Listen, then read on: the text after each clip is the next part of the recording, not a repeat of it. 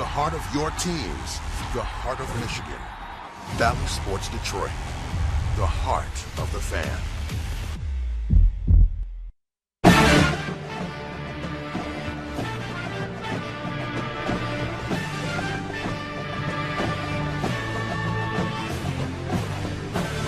It's the ugly part of football, but its most vital part, the preparation, those grinding starts that lead to the happiest conclusions. Today, 4 teams who have been powers in the state of Michigan get this football season going. It's the way to start a year, and what a lineup. A doubleheader involving historic programs. Rice and Dakota, Starling Heights Stevenson, and West Bloomfield, and all that's on the line is everything. And today, on a warm afternoon on the outskirts of downtown Detroit, Game 1 of our double dip in the Zenith Prep Kickoff Classic presented by your Southeast Michigan Ford dealers is Bloomfield Hills, Brother Rice, and Macomb Dakota.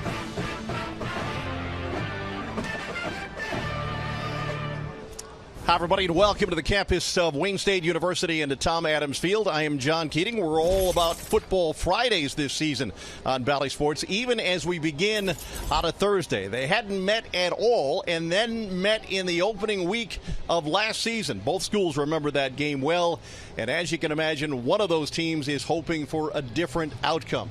Let's bring in the guys who will call the action in Game 1 of our season here on Bally Sports. To the field we go. Here are Evan Stockton and Rob Rubick. Guys. John, thank you very much. How in the world can you not be excited about this? Rob, you ready? Yeah, it was just too long to get here. Winter's long in Michigan. I'm glad we're back to the fall. Well, it sure doesn't feel like winter today. We're in the high 80s here at Wayne State. It's going to feel like 100 on that field. The thermometer is turned up for a couple of perennial state powers.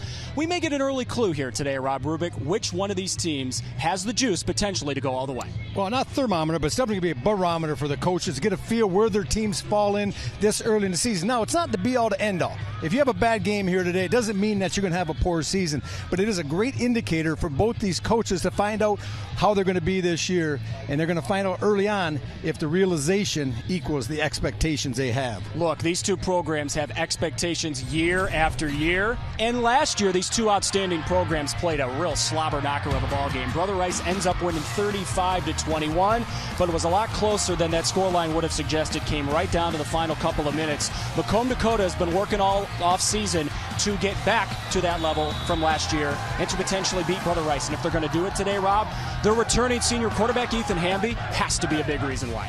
Well, he was a really good player last year, but he needs to be an outstanding player this year. And he's worked tremendously in the offseason, very hard, Coach Bauer was saying, on his speed, his quickness. Now he's become more of a complete quarterback. He's always been able to make the throws down the field in the out game, but now he has the ability to extend plays, to ad-lib, and even put a little bit of the zone read game in to utilize his legs. Yeah, by his own admission, Ethan Hamby wants to be a better runner this year. We'll see what the early returns are on that. Speaking of running, this is a sentence that will warm every Catholic League football fan's heart. If Brother Rice is going to do something special this year, their offensive line, Rob, has to be the reason why. Not just the Catholic League, every coach around the state of Michigan, because you could run the ball 40, 50 times in a game without throwing it, they would do it. But you look at up front, they got Peters and Mackley and Quadrini. They just got a bunch of guys that are all collegiate type of players from maybe Division III to Division I. Coach is very confident in this group, and he thinks he's going to load the ball behind him and pound it down the field, and it could be a quick game if Rice gets it rolling. Yeah, this group of big uglies, they're smart, they're talented, but who are they blocking for today? Third member of our crew, Natalie Kerwin's got an update on that. Yeah, Brother Rice anticipated entering this season with All-State running back Nolan Ray. He established himself as one of the best backs in the state of Michigan just last season with 1,100 yards and 16 touchdowns. So much so, he's committed to play college ball at the University of Maryland. But we just learned a short time ago that Brother Rice will be without his services today. Coach Adam Korzaneski tells me he suffered a knee injury in a scrimmage just last week. They hope it's not for the long term, but for precautionary reasons, will hold him out today. Now, what's the next steps for Brother Rice? Well, it's the next man up mentality. Junior Caston Papadelis will handle most of the carries today, along with a few other guys down the depth chart. But Nolan Ray, it is a big loss. He was a big reason in Brother Rice's win over Macomb Dakota last year. So who will be the new hero today? Is it Caston Papadelis? We'll have to see. Evan? Brother Rice, Macomb Dakota, season opener. Football's back. Thank goodness. It's next on Bally Sports.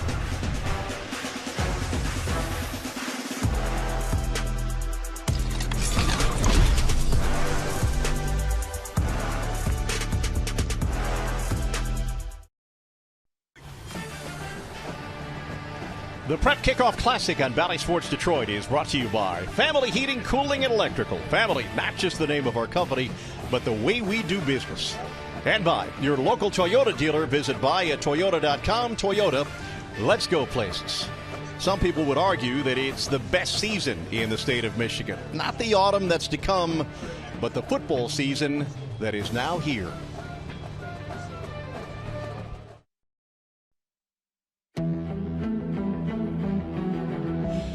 For the rest of their lives, what happens today into tonight will stay with them for the rest of their lives. And it's not just them, it's those related to them, and those who follow them, and those who go to school with them. It's not just another game, it's the first game. And it's filled with this combination of hope and swagger because of all of the work that's been put in place already. The start of a high school football season in Michigan is always special. Everything counts now. And in every corner of the state, the memories created from every game won by those who play in them will stay with these kids for the rest of their lives.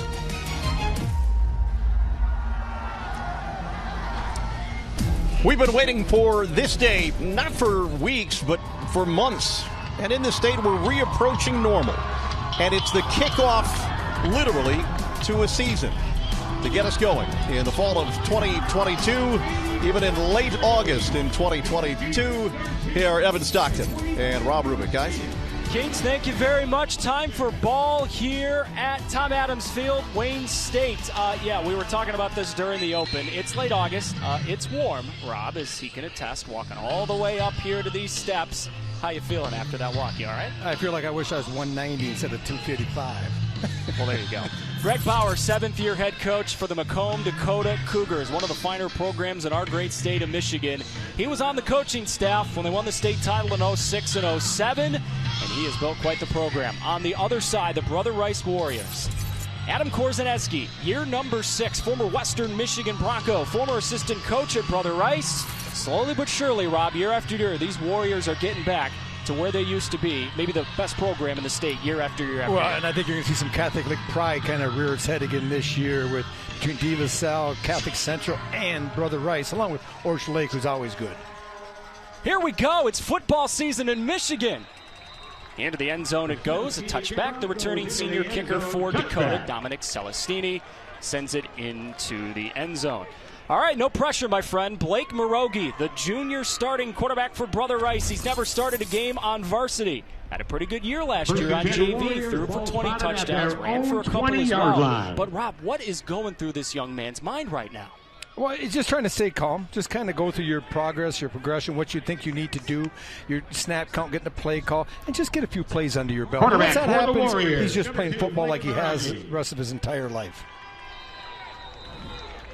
They'll start from the 20 in the familiar orange and black of Brother Rice. First down 10. Morogi under center, giving on the first play of the game, running right side for barely anything. There's Cashton Papadelis. Cashton Papadelis with the carry. He's the man playing for Nolan Ray, who is out due to injury. Here's your starters for Brother Rice, as we were talking about top of the show. The thing you must keep an eye on is an offensive line that is absolutely loaded. Seniors across the board. Rob, you said it. This may be the best line in the state. Well, and they're a big line, too. 6'2", 262 is an average for the 5 interior linemen. But more importantly, they're not just big, they're athletic, good feet, and a pull a game. Brother Rice to the shotgun on second down long. Papadelis the back to the right of Morogi. Rolling right. And he couldn't get away from pressure. Dakota gets home. It's the senior, Mike Patiglio. Morogi is sacked in the backfield by 50. We're going to see pressure coming off the edge. Anthony Coleman right here. Let's take a look right there. You see him? They're going to let it go now, and you're going to see the pressure. Nice inside move. He's able to work up the field, get arms on him, and then get some help inside with Taylor Harper. That's just good pressure by the Dakota defense. Now they have Rice where they want him. A young quarterback, third and long situation. Rice should be conservative. Maybe a draw, maybe a little screen in the flat, or a quick punt. On third down, Well, we're one game into the football season, and I just saw something I've never seen before. Brother Rice just punted on 3rd down. Rob, why did they do that? Well, you have 3rd down and 20. You have a young quarterback who's new. Your kicking game is not great to begin with. They're struggling a little bit with the punter. So what you do is you come on, you try to surprise them. Now, you want your punter in that situation to hit a line drive, the punter being the quarterback. I think it was Morogi that ended up hitting it. Yep. But you want to hit a line drive and get a roll and try to flip the field. But he hits it straight up in the air. They end up maybe getting, maybe 15 yards total of changing the field. So now Dakota really in outstanding field position. Yeah, you're in plus territory, Ethan Hamby. Senior quarterback coming back from Macomb, Dakota. 16 touchdowns, 9 interceptions last year. He wants to be more of a runner this year.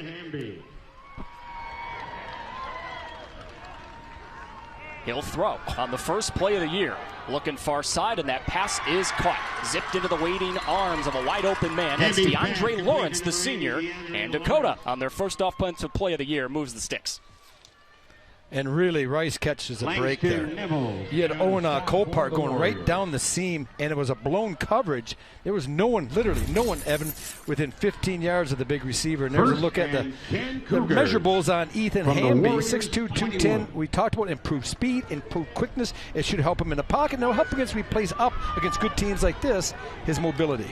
First carry of the year for Calvin Watson, plowing up the middle for a couple. It is going to be running back by committee. They have to replace maybe the greatest running back in school history, Caden Sloan. Calvin Watson's their leading tackler on D, and he gets the first carry of the year. When we look at the starters for Dakota on offense, Rob, aside from the obvious, the starting quarterback, who should we look out for on this team? The receivers. They're just big outside. When you look at the size, they have 6'4", 215, Owen Colpart. And on the other side, you have DeAndre Lawrence, a 6'3", 195. A 6'3", 6'4 receiver presents problems, especially when they're in the red zone where they're at now. And Coach Korzeniewski said this is where they fear. They have normal-sized defensive backs, 5'10 kids, 5'11 against these tall receivers. He says we're going to have to really scrap for any 50-50 balls. Coach Bauer not happy about that. He has to burn a timeout before 2nd down and 8. First offensive drive of the year for Dakota. Brother Rice has already had one. Rob, as we look at the impact players for Brother Rice, loaded with other upperclassmen on both sides of the ball. How about on defense? Who should we watch out for? Well, this inside you have Eric Doherty. He's a wrecker inside, but Andrew Labar rather. He's the one that coaches Reed. He said he's an old school fullback. He kind of likened him to Corey Schlesinger, a big physical, a guy that wants to break up the wedge, a guy that wants to run down the field and smash. And that's what Andrew Labar and then Ben Eck as well, the senior. And this is a senior-laden defense with 9 seniors and only 2 juniors starting on it. Not even 3 minutes into the game, and we got a Corey Schlesinger reference in. It is football season in Michigan.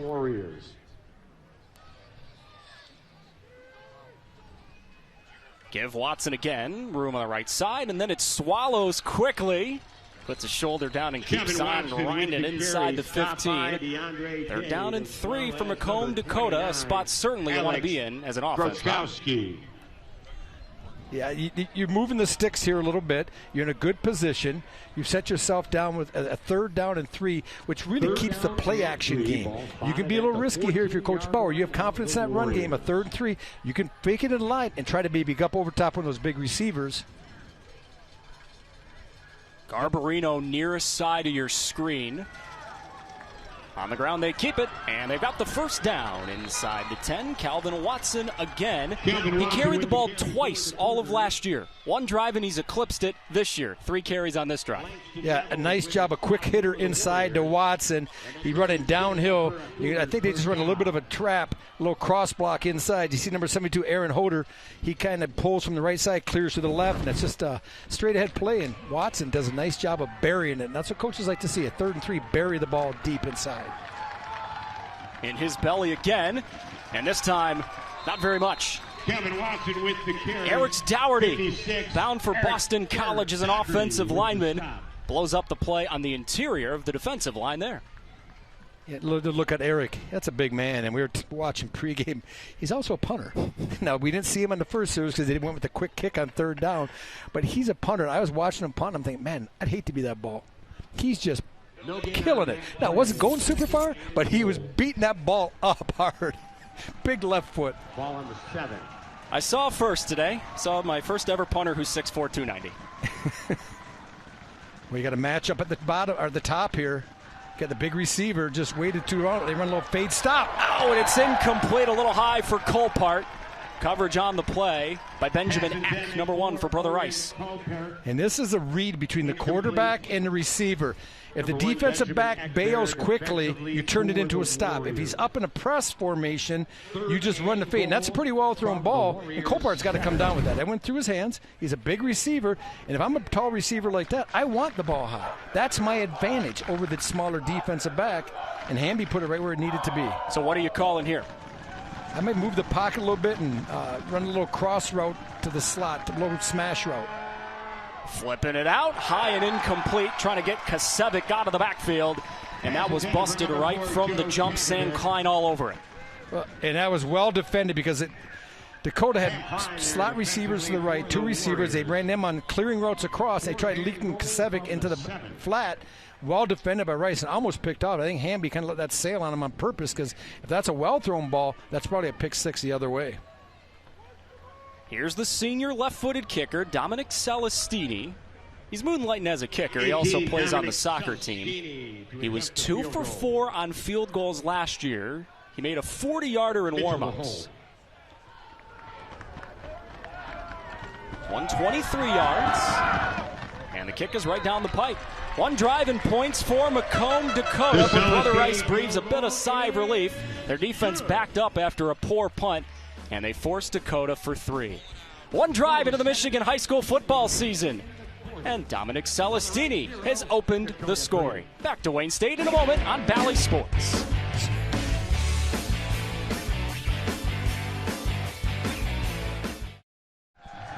Just about halfway into the first quarter, Macomb Dakota just kicked a 23-yard field goal to take their first lead of this ball game. It's time for a segment that the entire state of Michigan has been waiting since Thanksgiving weekend for. Rob, it's the Rubik's Cube. What's the key today for Brother Rice? Well, you know, I love the state of Michigan in the fall because you have all the county fairs, you have the state fair and so forth. So I went with the fair theme here. I think for Brother Rice, especially offensively, they need that roller coaster offense. Run downhill, get it going, use the backs, pound the ball. They lost the speed with Nolan Ray. Use your big backs, pound the ball offensively, and then, you know, talking to Coach Korzaneski, he said, we can't turn the ball over. I love apple turnovers, cherry turnovers. He said, no fruitless turnovers. You got to be good with it. You got to protect it. And if they can do that and control it, he likes their chances. All I took from that is you just invited me to the state fair. Looks like I got weekend planned.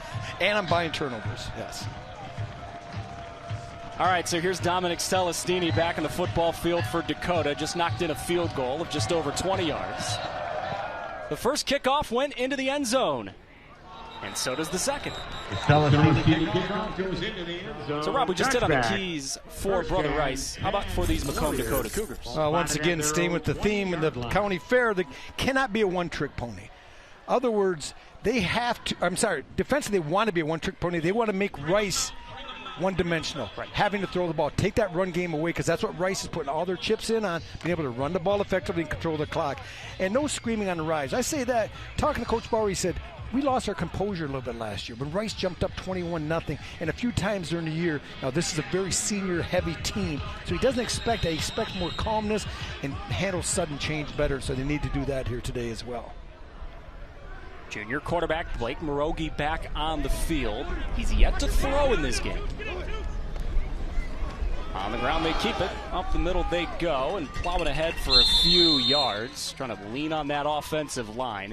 Rob, we hit on this in the open. Nolan Ray, senior running back who's an outstanding player for Brother Rice. He's bound for Maryland, but he's injured. He's not playing today. They believe in their offensive line, but how important is having a really good running back, no matter how good the offensive line is? Nolan Ray, he's like your deep threat receiver you had that can take the top off the secondary. He can get to the edges. He has that type of speed to stretch a defense from side to side, which opens up the interior run game as well. You don't have that. You have a couple thumpers back there, so it's really going to be imperative the offensive line plays well. On the ground, they keep it again on the right side and not gaining very much. Going to be third down and medium. There's Nolan Ray, 5'11" senior, future Maryland Terrapin, one of the fastest running backs in the state of Michigan. Selfishly, as a football fan, you wish he was on the field because you'd love to see the young man work. Oh, absolutely. You get a chance to see one of the top players in the state, and we're able to see that here today. But we're still seeing two really good football teams that are well coached. And right now it's kind of just a little bit of a sparring match, kind of feeling each other out early on. Before 3rd down 6, potential passing scenario for Brother Rice. Coaching staff calls a timeout. You see this early in the year. You really do. You know, this is what you can't work on. I shouldn't say you can't. It's hard to work on in practice. Game tempo of the shot, of the play clock, and so forth. You obviously have periods to do it, but you get into a game, you get a bad signal in. Quarterback's not sure. First-time starter. Better safe than sorry. Use the timeout. I don't care that it's in the first quarter. It's a 3rd and 6. This is a big play because you just gave up points to Dakota on the last drive. You like to try to keep the ball and move the stakes. How do you get this first time ever starting on varsity quarterback Blake Morogi comfortable when you know the juices and adrenaline is flowing right now? And they've tried in the run game a little bit, trying to establish run. They've been unable to do that. Now you're in a 3rd down and 8. Maybe a screen. Maybe you try to spread them out and leak Kasevic into the flat, or maybe even a middle screen. You don't see the middle screen as much as you used to, but something that's a safe throw. Don't put a lot of pressure on your young Q. Poppet Ellis, the back to his left. And the gun on 3rd down. He fields the snap. He's got time. Stepping up in that pocket, and down he goes. Anthony Coleman, number 95, who set a sack record last year for Macomb Dakota. Game 1 this year, and he's right back to work. Anthony Coleman is what you want in a defensive, and he has great length. He's explosive up the field, and he has many moves. You're going to get a look here at number 95 for Dakota. He's going to be here coming from the bottom, makes a nice inside move, and that's effort. Don't give up on the play. The quarterback's starting to scramble now. You drove him out of the pocket, then you collapse back inside and make the play. A nice job by Coleman. For the Warriors. Griffin Party is onto the field. This is his first punt ever. So my hit that's coming out of the next break. Swings his right leg into it. Going to take a generous hop. And Garbarino will field it near midfield. That's a recipe for disaster sometimes. Macomb Dakota gets away with it. And I got the football back in good field position again. Up 3-0 and looking for more right after this.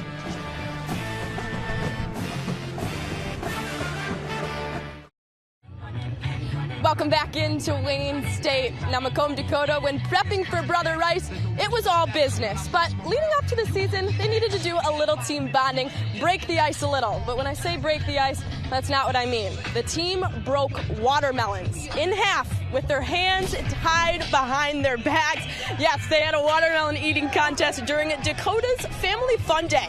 It got pretty intense. Family and friends cheering them on, and I believe a freshman ended up winning that one. It just goes to show in the sport of watermelon eating, it doesn't matter what size, what age you are, it's all in the technique, which in this case I'm not sure how that'd go, but I don't know. Evan, Rob, how would you guys stack up? Natalie, one of us played in the NFL and the other was a backup fullback at Catholic Central. How do you think that would go? Ethan Hamby taking a shot down the middle of the field. Oh, what a catch! Owen Colpart, you talk about climbing the ladder. Coach Kozaneski, this is what he feared, the 50-50 ball. Really good coverage, in good position to make the play. But you're going to get a look here. This is Hamby just having a lot of faith in his big receiver that he's going to go and get the ball. And he throws it up there. And you can't cover it any better.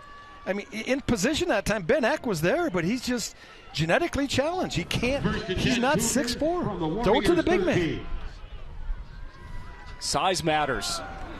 Up the middle, it's Watson again, spinning ahead inside the 10. Evan Watson with the carry for the Cougars. Matched up a little bit on that far side of the field. They went to a tussle and down to the field. Colpart just made the catch on him, Rob, and there was a tussle after that play. Matched up on the outside. Well, Ben Eck's giving up a little bit in size, but not in heart. He's going to battle. He's going to fight. He was in really good position. I mean, what are you going to do? You're right on the guy play. The ball is there. He goes up, tries to make a play, but 6'4" usually gets above 5'10". It just happens. Dakota was inside the red zone on their last drive, but they had to settle for 3. Into the bag of tricks they go, and Garbarino pressured, and he has to throw it into the dirt. Now the old Philly special did not work as well as it for the Eagles in the Super Bowl. They're going to try to run a little bit of the Philly special here as Hamby's going to take it, pitch it going left. It's going to come back to the right. He's going to leak into the flat. 3rd down and 6. And it's just not there. It's a situation where the ball was thrown in the ground. It's not a bad job because Rice did a really good job of working up the field and making everything bubble from the beginning. Another 3rd down in the red zone. Hamby looking left. Throwing that way. Into the corner and incomplete. Oh, and a late flag. A late flag on the play as Browning was the intended receiver in the back of the end zone. Browning, incomplete, penalty marker. They may have gotten Andre Cade, number 11, for Brother Rice. You know, when you get man coverage, this is as old as I am. It's called the smash route. You got twins to the left, and we're going to look here, and I'm going to show you what's going to happen. They're going to run the outside receiver in, and the inside receiver is going to run a corner. And it's just, and let's see if we get another look at it here. And here's the tail end of it. But you got to do a better job. You got to do a better job. Interference. Halfway to the goal. Repeat. 3rd down. Remember, the only automatic first downs in high school football are anything that starts with roughing. Everything else is not an automatic first down, so it's not the end of the world for Brother Rice. Although, Rob, it takes away a potential field goal attempt for Dakota and gives them another shot here. 3rd down, very short. Right, not automatic first down like you see in the NFL and college. From the pass interference call is just yardage, and if it gets you enough to move the sticks, then it is a first down. But this situation, it's not. But now it puts you into, I think they're going to pound it twice. They will. It's Watson leaning ahead. He didn't need much. Brother Rice comes away with the football. Doherty's got it in his big mitts. It's Brother Rice football. Watson with the carry, fumble on the play. Doherty double dips this time. He makes the play. Big number 56. He's going to manhandle a little bit here as you see him drag him to the ground. He reaches in with his right hand. I don't know if we have any other looks we can see, but he definitely comes up with the football. This is going to be a much better look. Let's see. He's got the ball. I think that ball was coming out, Rob. It's close, but I think it was coming out. Well, you know what? The umpire had a lot better look. That's the umpire's the guy who stands, the referee stands behind the linebackers. He's right there. He has a much better look than we had there. But nonetheless, what a job by Rice. Trying to bow up a little bit, flex your muscles, get a stop. So far, you look at Dakota, they got to be disappointed. 2 times in the red zone, 3 points. A lifeline for Brother Rice. But Ellis running left. Watson right after fumbling in the red zone. Makes a great open field tackle. With the carry. Calvin Watson. Yeah, I want to take if we get a look here, we can look at Calvin Watson. You want to see how to play a toss play. This is incredible. Let's get a watch. Watch this here. He's just going to flow. As they all stretch, he flows. Now let it go. He just knows, I got outside. Keep working out. Keep him inside out. That's football. That is technique, sound football, trusting the people in front of you, doing your job. Not trying to do too much, just do your own. Brother Rice still backed up deep in their own territory. Papadella, stretch run right. Bit more room this time, but once again, Rob, this is just a fundamentally sound defense from Macomb Dakota. You would expect as much. That's Tyler Harper making the tackle. He made 80 of them last year. Yeah, they're solid at the linebacker position. They don't have let's say a 3 or 4 star guy on defense, but they got a bunch of 2s. Sometimes you get a bunch of good, solid high school football players who beat 3 and 4 star when you have a sprinkling of them. 40 seconds. Now this is a 3rd down and 6 situation. You saw it before. They tried to throw in that 3rd and 8 with the young quarterback, and it kind of broke down and ended up sacking him as he tried to pop through the middle. They've been able to get pressure from the edge. Kowalkowski as well as Coleman have done a nice job coming off the edge. Rogie in the gun. Gonna have to throw on 3rd down 6. There's a middle screen to Garrity. Brother Rice sure needed that. Henry Garrity, 1st down. First of the year for Brother Rice. And this is a good job scheming. You have your best player is Henry Garrity offense. So what they do is they start him out to the right, and it's just a little comeback screen. He takes off from his stance. He's on the right side. He goes flat like he's going to the sideline. He stops. He comes right back down the line of scrimmage, which gives the offensive line time to get out in front of it. Well executed. Nice job. That time by Morogi. It's a short pitch and catch, but it has to be quick, and it has to give Garrity a chance to turn it upfield. That's one of those throws that can get a guy making his first ever varsity start comfortable. Morogi keeps it on the ground this time. Couple of yards for Brother Rice. Second Papadelis with the carry. Anthony Coleman with a tackle. You'd expect a couple Cougars. of perennial state powers to be loaded with upperclassmen on the lines, and that is certainly the case. Brother Rice has 5 senior starters on the offensive line. As for Dakota, 4 of the starters on the defensive line are seniors. Only junior is Jake Kowalkowski. He's a D lineman, and he runs a 4.840. Only 5 in the box here now. This is see if they got a spread look if they check to a run. Morogi throws. Garrity catches again. He's the recipe on this drive. 2 catches and 2 first downs for Henry Garrity.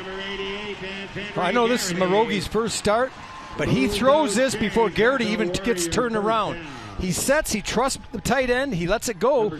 It surprises Garrity a little bit, but with his type of ability, he's able to reach out, catch it, nice gain. And Rice right now kicking up their heels a little bit, putting a few first downs together and flipping the field is the most important part right now. They've been backed up against their own end zone for most of the game. Yeah, after that red zone fumble for Dakota, Brother Rice started inside their 10 on this drive. Papadelis lost the football. Loose middle of the field, who's got it? They're signaling both ways. It's officially football season. This is where you want the guy that benches 400 pounds in the pile. I was no good here. First of all, I didn't want to jump in a pile because arms get snapped in there. Eyes get poked. But you want one of your defensive linemen in there who's been in a weight room all summer, and they had it, Mike Kowalkowski. He's able to get in there and snatch that ball away, and I just talked about flipping the field, which they worked hard to do in that last drive, and now it just flips right back. Sudden change. Let's see how Brother Rice handles it, and we're going to look here. Kasevic, yeah, he tried to switch hands with it, I think, Evan, and as he switched hands, it got popped out. Never would I switch hands in a hole like that. In the open field, possibly. If you feel quicker with one hand or another, I never switched hands. I think it's a recipe for disaster. Hamby nearly had disaster. He does swing it out to Quest Williams. And he's going to rumble ahead. First down, Dakota. Sam Klein makes the stop. How in the world did this play end up working out? I think Dakota really catches a break because the way it was breaking down in the backfield with a poor snap, there was a screen to the right, and we're going to look here, and I think they're going to have a couple of these linemen. Let's watch to the right. By the time this ball is thrown, you see a convoy. There's going to be a couple even farther down the field, and you can't cross the line of scrimmage, but there's offsides. Automatic in high school, no redo. Across the zone, the play is dead. So right now, Rice self-destructing a little bit, but it's a 3-0 game, and if you're Coach Korzaneski, you're going to say, fellas, take him in the huddle here. Hey, we gave him 2 short fields. We turned the ball over at midfield. We gave up some sacks. We did not play well. We had a bad punt on a 3rd and 22, and we tried to punt, and it's a 3-0 game. So we've taken their shot. Calm down. Let's get back into our game, and it's 3 quarters to go. 1 quarter into the high school football season, and certainly this ball game is still up for grabs. Macomb Dakota has gone into the red zone twice, and they've scored exactly 3 points. Hamby and Colpart, that's a connection you got to focus on the rest of the year. Dakota with the ball when you come on back.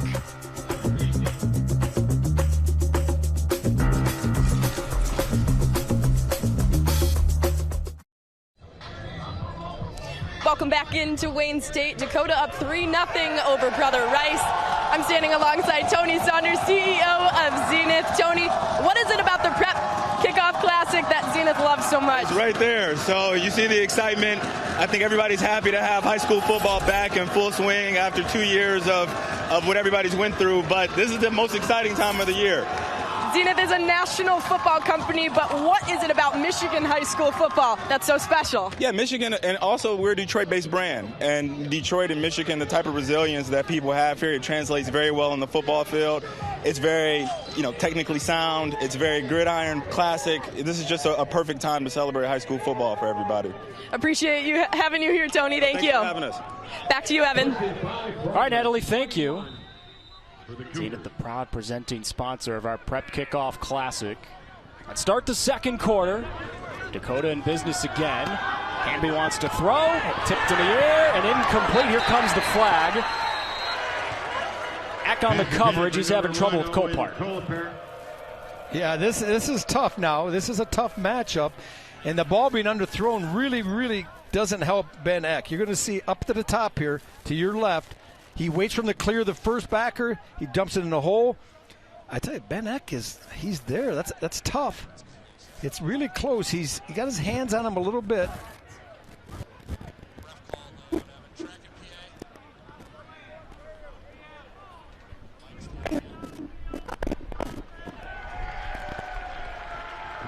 Yeah, they got offsetting penalties, Evan. They had illegal linemen downfield, and then they also had pass interference, so it's going to be a do-over, I believe. First week of the football season. Doesn't matter if it's high school, college, or pro. You get a few more flags than you usually do. You're hitting somebody else for the first time.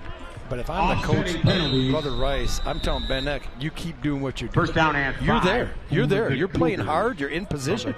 You're making play. You're a little bit handsy. Yeah. But, you know, I'd rather see that. He's putting him out. You look at him up here.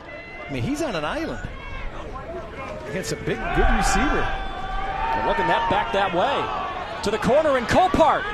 Incomplete. Another flag. They may get Sam Klein there. Pass intended for number one. That Copart is just presenting all kinds of problems. The thing is, on the other side, they can come at you as well. They got DeAndre Lawrence, who's another big receiver. But Copart has really been the target. That they feel they have a matchup that they really like here. And a good job adjusting the ball by Copart, and that's just Sam Klein getting there. He's looking at the ball, and he doesn't realize that Copart has stopped, and he runs right into him before the ball arrives. Once again, if you're Rice and you're coaching that secondary, you got to be pleased. Your guys are there. They're just either a little bit quick, a little bit handsy at the time. You're battling, you're competing. That's what coaches want, and that's what you're looking for, especially this time of the year. They did indeed call pass interference. We apologize. We're having some technical difficulties right now. On the Warrior 11-yard line. Microphone on the referee. Because seventh back with Hamby. They'll give it to him. The seven right into an orange wall of Brother Rice Warriors. Barely a yard. Tackle Andrew Labar. That's a wall that will not move. When you look at 45, 230 pounds, 6'1". That is a stout young man, and especially at the high school level. And he does a good job reading the pull. He steps up. He's able to bounce a little bit and flow. And then he just pushes in the right direction. That's backwards. Now you got a second down and long. If you're Dakota here, you got to think, do we take a shot? We've really gone at Copart. It looked like they could run a smash up at the top. On the ground, Watson. Oh, what an open field tackle. You talk about shooting a gap and making a play. Hello to you too, Sam Klein. Well, Sam Klein's just trying to make up. He got that interference call where he was actually in position. All this time, he reads it quickly and he shoots. You tell your guys, sometimes you just got to go. You got to just don't try to break down. Just shoot and try to make the play. And he comes flying in. That way, the guy, if he makes a move, you're not going to miss. You just take his pins out, and a nice job by Klein. Here we go again, Rob. This is the third different time Dakota's been in this spot, and they've only scored 3 points. Right down here, you got to kind of keep an eye on that. There's got a lot of room. Now they're making it an even look. On the ground, Watson. Interesting. Is that to potentially go for it here on 4th down?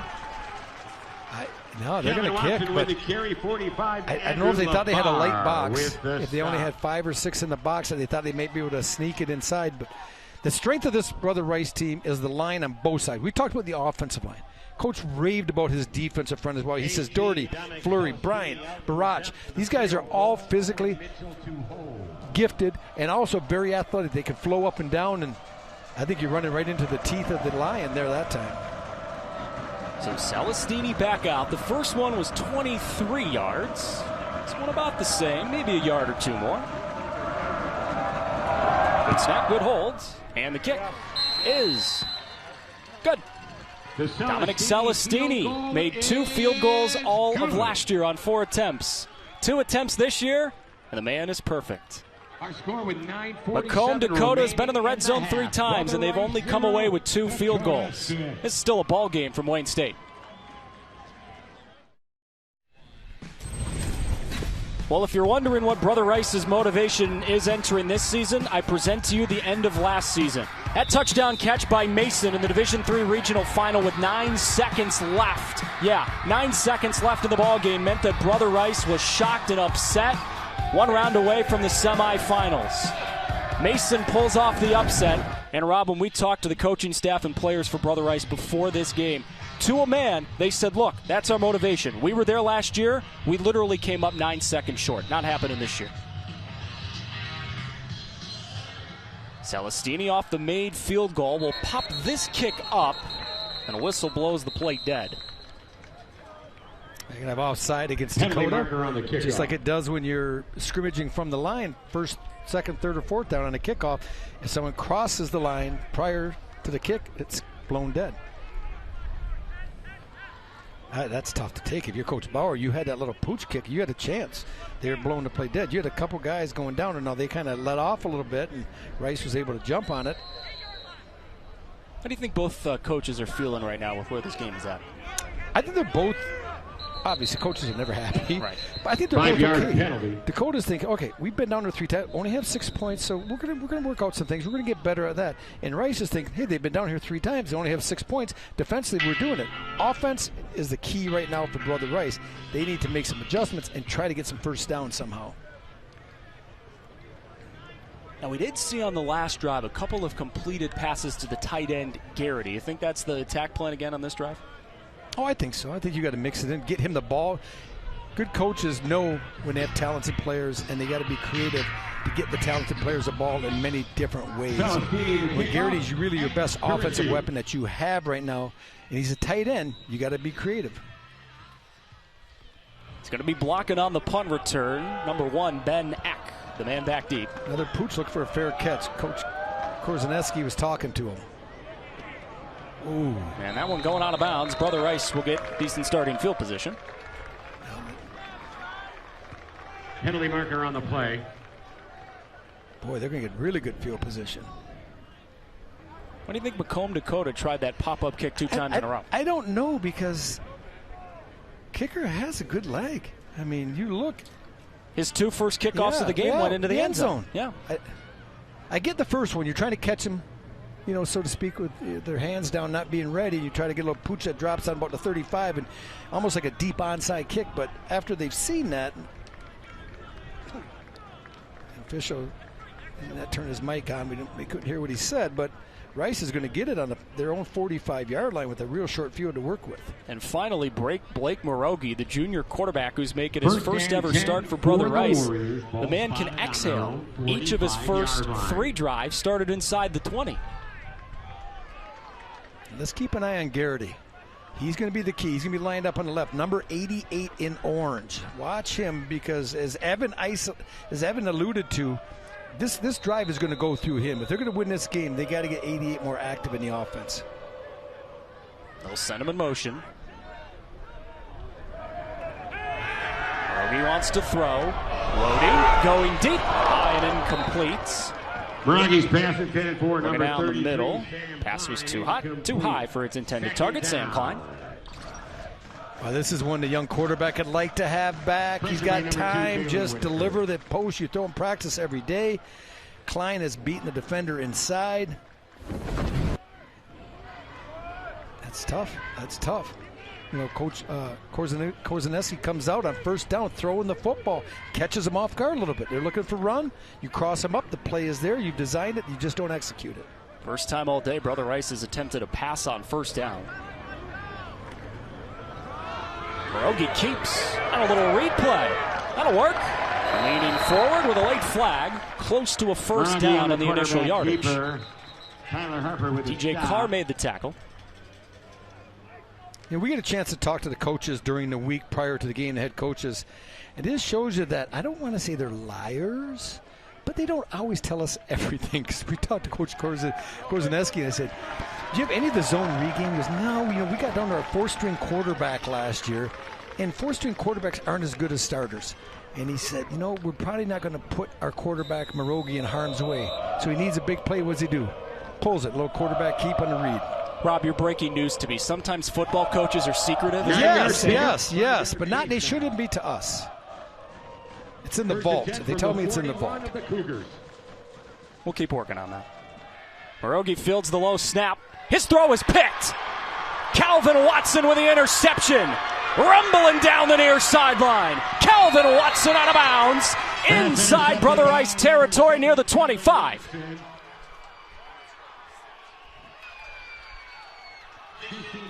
You know, we talk about interceptions, and people say, oh, my gosh, I can't believe Pierogi threw that pick six.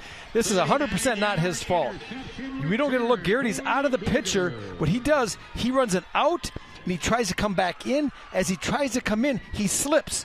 He falls down. Now there's no one between the defender. You see Garrity trying to get up and lunge at him. There's no one between the defender, Watson, and the ball. The leading tackler for Macomb Dakota last year, Calvin Watson, now has an interception in game 1 of this year. Pierogi still got that steely look on the sidelines. Dakota back in the field. Another drive that starts in Brother Rice territory. They have been living in this end of the field.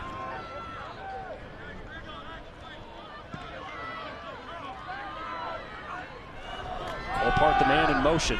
They sling it out to Garbarino, who slips a couple of tackles, and then Benek brings him down after a gain of pass completed at number 5, Blake Garbarino. That's a lot of execution to pick up 4 yards. That's a tough play. They motion Colpart rather, and they run a little bubble screen to him.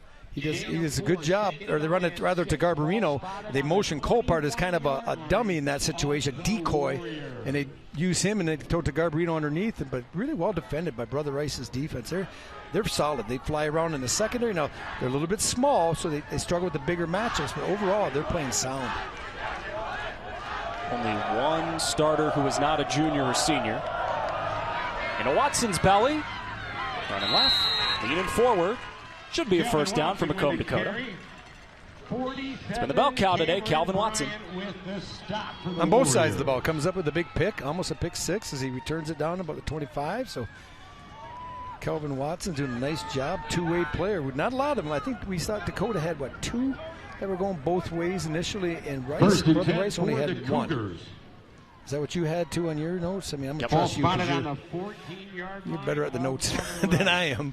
You're not supposed to tell people that, though. I'm fishing perch a lot during the week, so it's tough.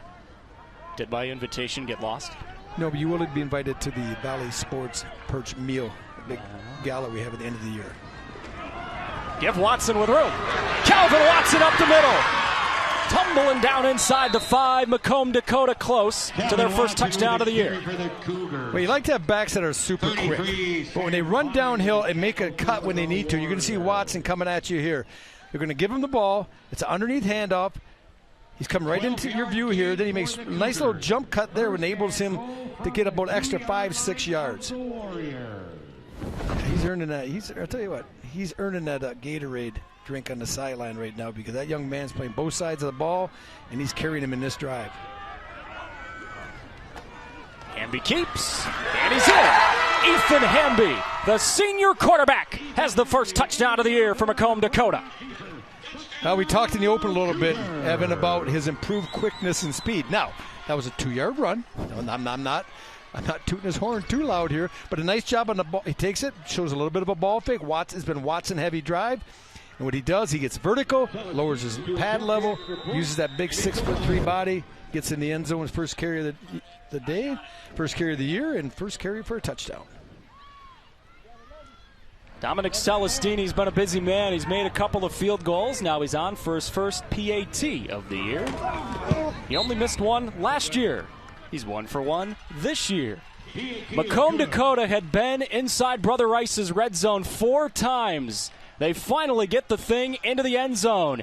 Ethan Hamby, who did not score a rushing touchdown all last year. He's got one in game 1 of this year. And now a message from the Southeast Michigan Ford dealers.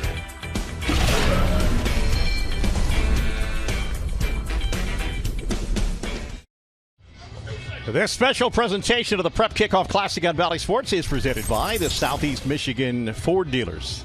John Keating back with you. It's a 13-0 Dakota lead. We know this. When you have a student athlete playing a sport, it's not just that kid who's playing the sport. The whole family is involved, and one of the top players on Brother Rice has been involved in sports forever because Henry Garrity is the son of a basketball star. Pat Garrity was the Big East Player of the Year in 1997 when he was at Notre Dame, and while there averaged double digits in scoring all 4 years, he ended up playing 10 years in the NBA with Phoenix and Orlando. For a time, he was in the Pistons front office. And those how Henry ended up at Brother Rice following in his dad's athletic footsteps. It's easier because, you have love for both sports, and they help each other too. Physicality in football, you can bring it a little over to the court, and all the, specific skill work and footwork and hand-eye coordination in basketball translate to football too. So, it gets busy, it's tough, but you just, you take it one day at a time, keep grinding, and, enjoy being around the guys and playing games. So, yeah, it's fun. Of course, Henry has also played basketball at Rice. He's already assured of being a preferred football walk-on at Notre Dame should he decide to go there, and there are other offers as well. And guys doing some digging today. His dad, Pat Garrity, was involved in a three-cornered trade when he cracked the NBA that involved Dirk Nowitzki going to Dallas for the rights to the late Robert Tractor Trailer. And then Garrity was in a package for Steve Nash going to Phoenix, and then a year later sent to Orlando with Danny Manning for Penny Hardaway. Man, top athleticism runs in the family in the Garrity household, guys. Keats, clearly, I think you just named 4 basketball Hall of Famers in one sentence. Heard that Dirk Nowitzki guy had a pretty decent Steve career. Nash was good last time I checked, too, if I remember. He was pretty good. Outstanding hair with the Danny Manning, I think he was also, I think all 3 are in the Hall. That basketball team for Brother Rice with Henry Garrity in the middle has the potential to really be good this year. Focusing on football now, it's another pop-up kick from Macomb Dakota. Brother Rice returns middle of the field. Oh, a big hit. Kickoff taken by number. Got to give some love on special teams. That's 44. Austin Tchaikovsky with a big stick. Well, it's early in the year, but the hitting still happens. You don't have to wait later in the season to see this. As you see Tchaikovsky come down. You talk about finishing, you teach your linebackers, don't leave your legs, run through the tackle, and that's exactly what Austin did. Playing special teams as well as starting on defense. First and 10. Rob, if you're Brother Rice, down 13-0, halfway through the second quarter, there's a lot of time to go in this ball game. But what are you doing to try to mount a drive here? Well, I flex out my tight end, first of all, whether I use him as a decoy. You're going to see that right here when we come to the live shot. They have Henry Garrity split far to the right. He's up here at the top. Now, what they're going to do with him, I don't know. But if it's just a decoy, or if they're going to try to get him involved. They send Max Orozco in motion. Give it to him, and he is tackled in the backfield. Tyler Harper read it from the snap. These linebackers of Dakota are way better than I expected. We didn't get a chance to really break film down because it's the first game of the year. But look at number 8 in the middle of your screen. Does a great job. Harper keeps flowing. We saw Watson do it earlier. That time, Harper did a good job keeping him inside out. When I say inside out, you want to use the sideline as your friend if you're a linebacker. You don't want to overrun the plays. You see Jared Davis do for the Lions all the time. That's why they got rid of him. Now they brought him back. But anyways, he does a great job of going inside out. I know it's kind of random, but he forces him and wraps him up very well. Hope poor Jared isn't watching the game. My goodness. Back to the ground goes Brother Rice, and once again, there's just no room. Andre Cade barely found anything. Tchaikovsky, one of the men in on the tackle for Dakota. Patiglio in there as well. You want to stop the power game. We're going to take a look here from behind. It's going to be block down. They're going to pull on the backside. Let it go. You get penetration with the white. On the right side of your screen, get up in the field. Look at that. I know that's Coleman 95. You get penetration, and those guards, you knock them off their path. There's nowhere to go. You bubble it. You create a pile. What happens? They lose 2 yards. Great job. And now you put the junior quarterback Blake Morogi in a situation he doesn't want to be in his first start on varsity. 3rd down long. And the flag before the play. It's on Brother Rice. We're seeing a lot of what coaches will tell you. Defenses are always ahead of offenses early on in the season. Because defense is reacting. It's flowing. It's reading and reacting. Offense is more execution, being in the right spot, timing. So offenses sometimes takes a little bit longer to get in sync, and we're seeing that right now with the Rice offense. So it's third down and 17. Murogi has gone deep a couple of times, but he's overthrown his man both times. Gonna have to go deep in the playbook here. Murogi on third and forever. He's got the time. Down the middle he goes. It's Garrity making the catch in traffic, but he is well short of the first down. Check it. That is not Garrity on the catch. That's Nolan Shannon, the senior, number 85. Well, that's another big receiver. You see him in a slot up high, and he's actually wide out. He just comes underneath. Now, he drifts a little bit up the field. I don't want to see that. I don't know if you noticed his route. He didn't come parallel with the yard marker. The line's coming down. He kind of drifted, and that's how DBs can sometimes undercut a route. But still, a well-delivered ball by Murogi. Maybe a little confidence builder for the next time they get the ball here. Still 4:38 in the first half, so there's a lot of time left in this game. Look at this. Brother Rice was going to punt, but now they run the offense back in the field. See, worst case scenario, you force Dakota to take a timeout. That's what they just did. Yeah, and when you do that, now he might just punt the ball anyways. I'm going to think he will. Coach Korzaneski realizes with 4:30, you can pin him up deep. Let your defense has been playing well. I'd be shocked if he goes for it here. Join us every Friday night this fall for Football Fridays Overtime, powered by our friends at State Champs. Beginning September 2nd, we'll take you around Metro Detroit and the state of Michigan for the best highlights and reaction of the night. The show begins immediately following our coverage of our game of the week. Watch it on Bally Sports Detroit and stream it on the Bally Sports app. So excited to have the expanded coverage for Football Fridays this fall. We'll have our game of the week as we had last year, but also a chance to take a tour around the state every single week. I got a sneaking suspicion, Rob Rubick, that Macomb Dakota will be on that show once or twice. Oh, absolutely. You're going to see a lot of highlights from this Cougar team from Dakota. Hey, I wonder if we're doing Franken with it again, because I want to put in for that to do color in that game, because we went to Zender's. It was so good. It was so good. I saw the video. You had fun. Oh, my Lord. It was so good. All right, so Brother Rice, as you suspected, Rob, has just brought the punt team back in the field. But I'm playing punt safe. When I say punt safe, you keep all these guys up. You're telling them they're going for it. We're not worried about the punt. They're going for this situation. You're playing defense. A low snap. A flag is down. The punt is away. Dakota did not have a returner back deep. So this punt flips field position again, but we got to check that flag. Well, it could be illegal formation. I'm going to steal this because the Dakota coaches are to the right of us through the window, and they were pretty adamant that it was a legal formation by Rice. If they didn't have enough on the line of scrimmage, maybe they only had 6. And if that's the case, I'm going to make them repunt it because they have struggled in the kicking game. Oh, they're declining it. That may just be a reflection of how confident they are in their offensive line right now and the way they've been moving the football on the ground. 1st and 10, Cougars. Adam Korzaneski, 6-year head coach for Brother Rice, right now wearing a puzzled look. A quiet man, a determined man. A man hard not to believe in when you talk to him, getting ready for a ball game. He believed in his offensive line, believed in the ability to move the football on the ground, but Dakota has just had other ideas defensively so far this afternoon. This is a little different look. You see, they bring in a big body to the right side as a tight end. That's an offensive lineman. That's Bryce Ward.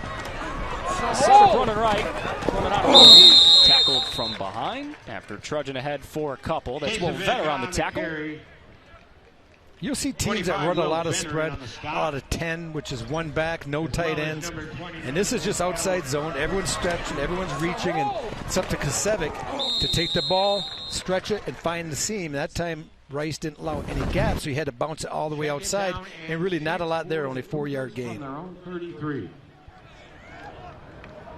Be on 2nd down, slinging it near side, and it's caught. It's a 1st down for Dakota as DeAndre Lawrence Jr. makes his 2nd catch of the ball game. That's DeAndre Lawrence. This is interesting. They run a little like you run a stop and go. Lawrence on the bottom.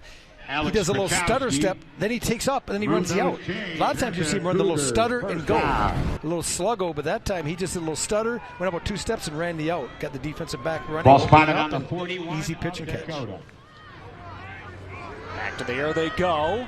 Into the hands of Colpart. And he's not going very far at all. Ben Eck has been matched up with Colpart all afternoon, and that time the lacrosse star and football star Ben Eck made a strong tackle. When teams try to quick screen you, the best thing you do is from inside out get a lot of orange jerseys there. And you see Brother Rice does a good job with speed. Coming inside Labar, he's coming in for the cleanup duty there. He's like me on Thanksgiving. He comes in late to clean everything up. Long developing screen into the hands of Quest Williams. Quest Williams has got a first down in the Brother Rice territory with a flag late behind the play. Benjamin Eck knocks him out of bounds. Aaron Holder, we're going to see number 72. He's out in front. Marker on the play. Now, is it a spot foul? If they get a hold, I believe it's a spot foul. And where the flag is, it'll push him back.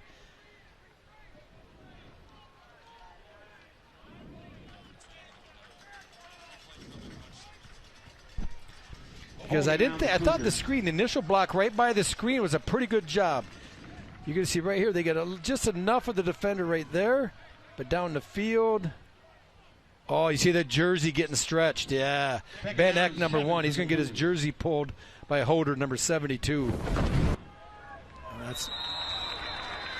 And it appears that Dakota just got Brother Rice to jump. Yep.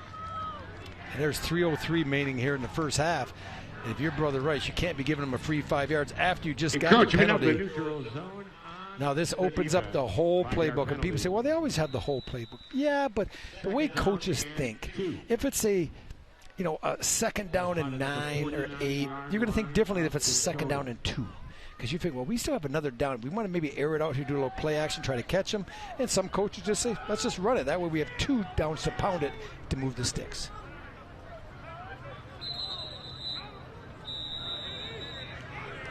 Going to get another timeout. That is Macomb Dakota's last of the first half, with 3:03 to go in a first half that has only seen Macomb Dakota score.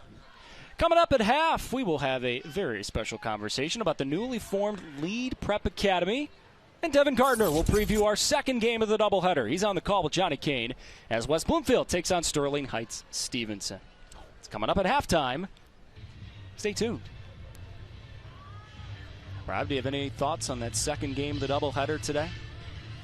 West Bloomfield against a Sterling Heights Stevenson team that was a game away from playing in the state championship last year. West Bloomfield, of course, bringing back their quarterback, Rick Nance. You and I saw them at a great ball game last year in the playoffs against Rochester Adams. We'll have on Football Fridays in a couple of weeks. The Greek kid. Remember the Greek? We call him DeFreak. He was a great player. I think he ended up going, I want to say Cornell, somewhere out east. I believe it was Harvard. Ivy League, yeah. That's a good school, isn't it? They have good academics. I heard a rumor you can do decently well with a degree there. Yeah, so. Yeah, in West Bloomfield, they got some players. They got some 3, 4, 5 stars. They're like the Milky Way. You look at West Bloomfield, they're everywhere. By the way, you were the only person who called him the Freak. The Cougar. You made up that No, nickname? it really stuck with them. I I think I was listening to Harvard, their podcast over there, and they're calling him DeFreak. If you say so. Kasevic on the ground and Andrew Labar. Oh, my goodness. You talk about laying a stick. That right shoulder is a lethal weapon. Kasevic saying right now, hey, can someone get a helmet on 45? There's nothing worse than being a running back and someone's got you by the waist. And here comes, look at Labar at 45 in the middle of your screen. Does a good job fighting off the first block. And he comes in there because Kasevic's doing a good job. Now we'll see how fast he flows. You can even hear the noise there. Good job. But so they were a little conservative. Ran on second down. Now they got third down and long 2. Give Watson. And he is leaning and spinning and moving forward. He needed a couple, and he got more than that. We got a late flags coming in, too. We got some extracurricular. And if that's Dakota, that's a drive killer because you just picked up the first down on the plus side of the 50. Now, is it a dead ball? If it's a dead ball, they should still get the first down, and then the penalty will be marked off. Because it looks like it's going to be an unsportsmanlike personal foul with something against Dakota, the way the Brother Rice defenders were clapping.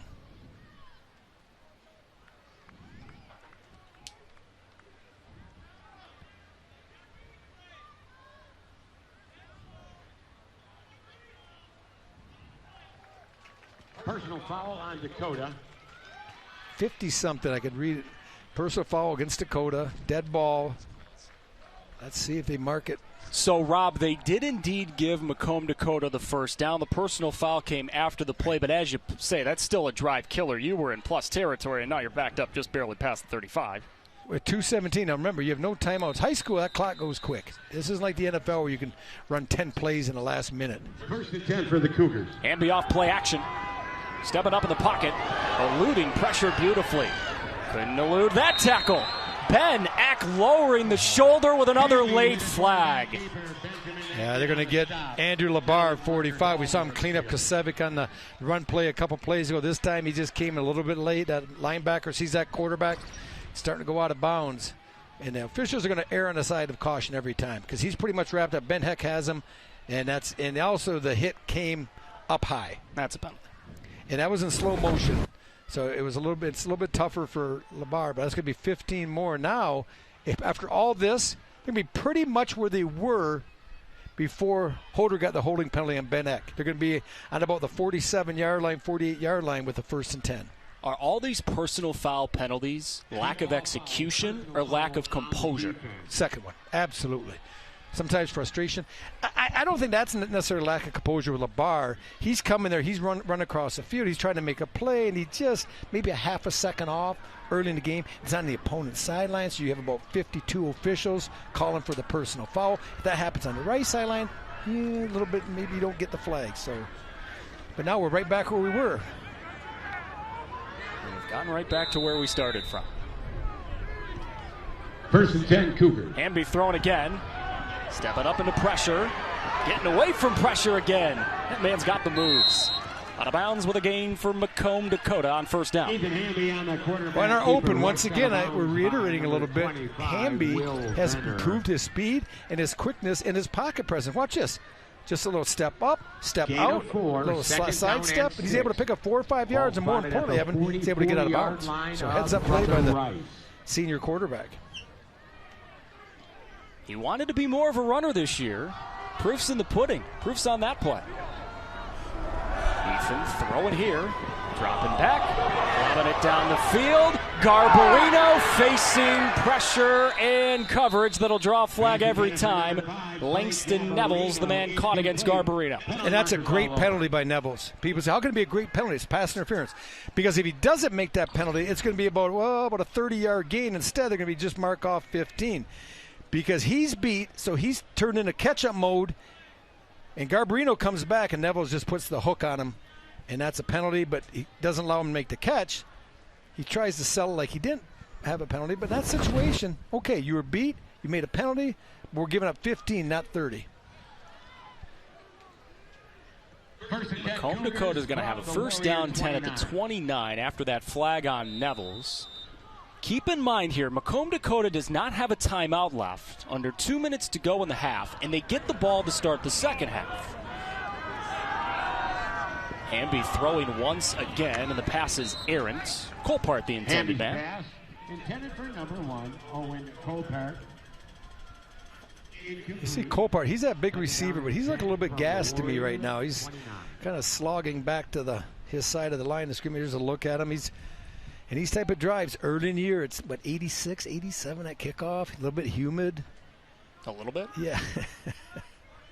So he's trying to catch his wind. Are you surprised that Dakota has thrown it 5 consecutive plays? Well, it is a 2-minute drill. I mean, there's still 1:45 remaining. They're throwing again. Setting up a screen that's tipped and caught by Williams. And he's tripped up in the middle of the field. Did gain a few. Could have been disastrous. Wasn't quite a dream, but still ended up okay for Dakota. And now you set up 3rd down medium. Well, they've been pretty successful in the screen game. Now this time, you're going to try to get Williams in the middle. The ball is deflected a little bit that time. 3rd down and 6. Ball spotted. Who's that? Barach of the Warriors. Does a good job getting a hand on it. They've thrown it on 6 straight plays. Well, here now you've got to think. It's 3rd and 5. How far do we have to get to kick it? Throw, not even close. I want to show you something here. Talk to you about this, Evan. That's miscommunication. You know, you've heard about if you're even, you're leaving when you run a fade stop.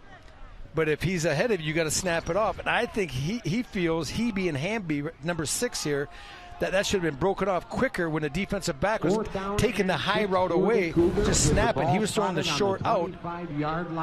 So obviously they don't feel. Which way is the wind blowing here, Evan? I'm trying to get a look here. Looks like it's going, into the face of Dakota here. Well, this would be a 42-yarder, and Celestini did make that one that long in warm-ups. They'll throw, though, on 4th down. Hamby with time. Ethan stepping up. Ethan Hamby moving forward, and he's got the first down. There's the improved wheels for the senior quarterback.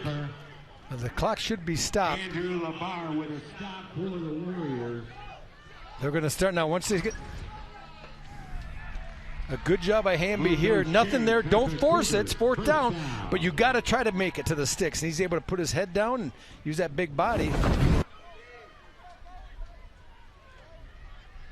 And here goes the clock. So 50 seconds and counting.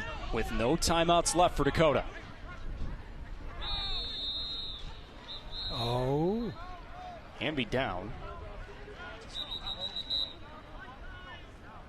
May the record show that he was tapping his helmet about 10 seconds ago. This could be huge. Here's the deal. If he gets dizzy or hit from the stun from that last hit where he put his shoulder down, we're going to see.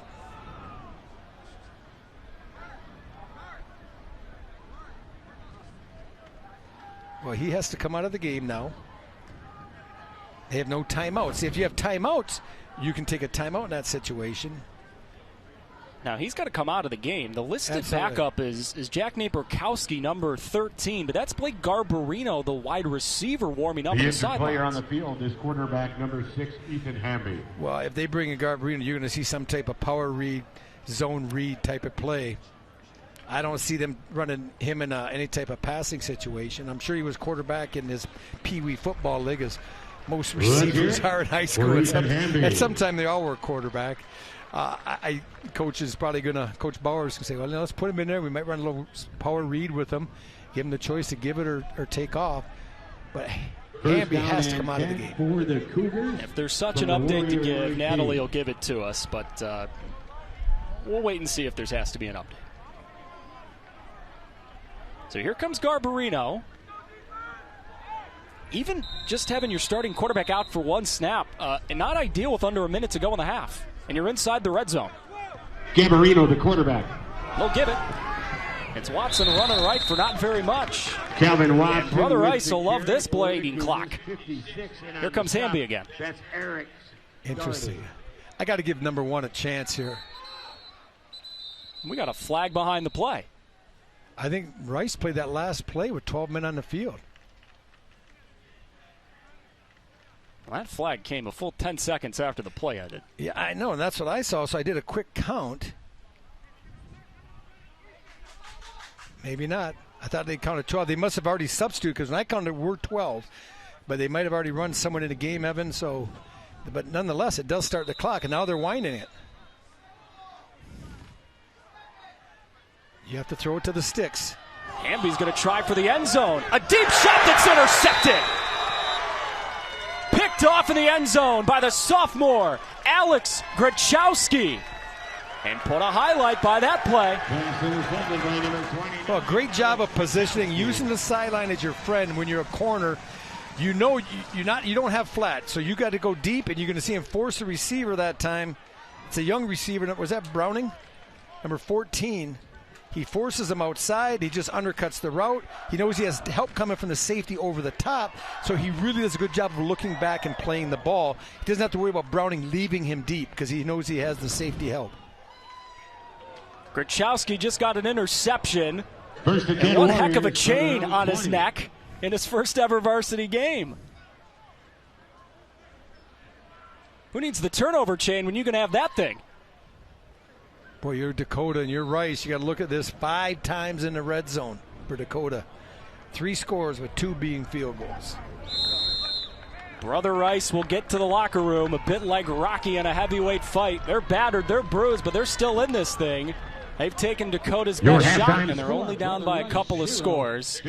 Keep in mind that Dakota will get the ball to start the second half.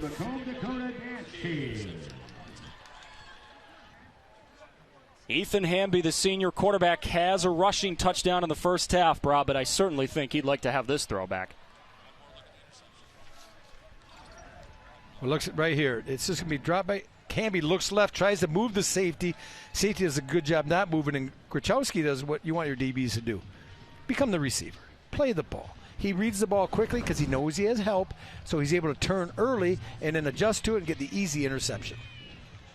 And if you're a Hamby in that situation, you know the clock's running down, you're still trying to save a field goal attempt, you have to throw it deeper to the corner of the end zone and give your receiver a chance. If he can't get to it, no one can get to it. Just underthrew the ball. Macomb Dakota off to a 13-0 lead after 2 quarters of football. Their head coach Greg Bauer standing by with Natalie.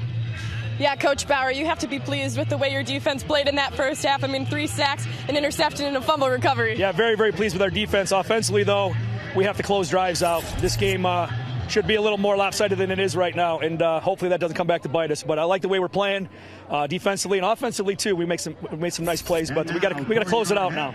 Christian Watson is one of those guys, Calvin Watson is one of those guys that's making plays on both sides of the ball. What do you like from his performance so far? I love everything about Calvin Watson. He's one of the best players around that people don't know about, and people are going to start taking notice because he's a pretty darn good football player. But I'm really happy with him, but I'm really happy with our whole team right now. All right, thanks, Coach. Thank you. Appreciate it. Guys. All right, Nat, thank you. Greg Bauer knows that his football team left a lot on the table in that first half. Ethan Hamby has their only touchdown of the year. They got in the red zone 5 times, and they only had 13 points to show for it. Halftime coming up on Bally Sports.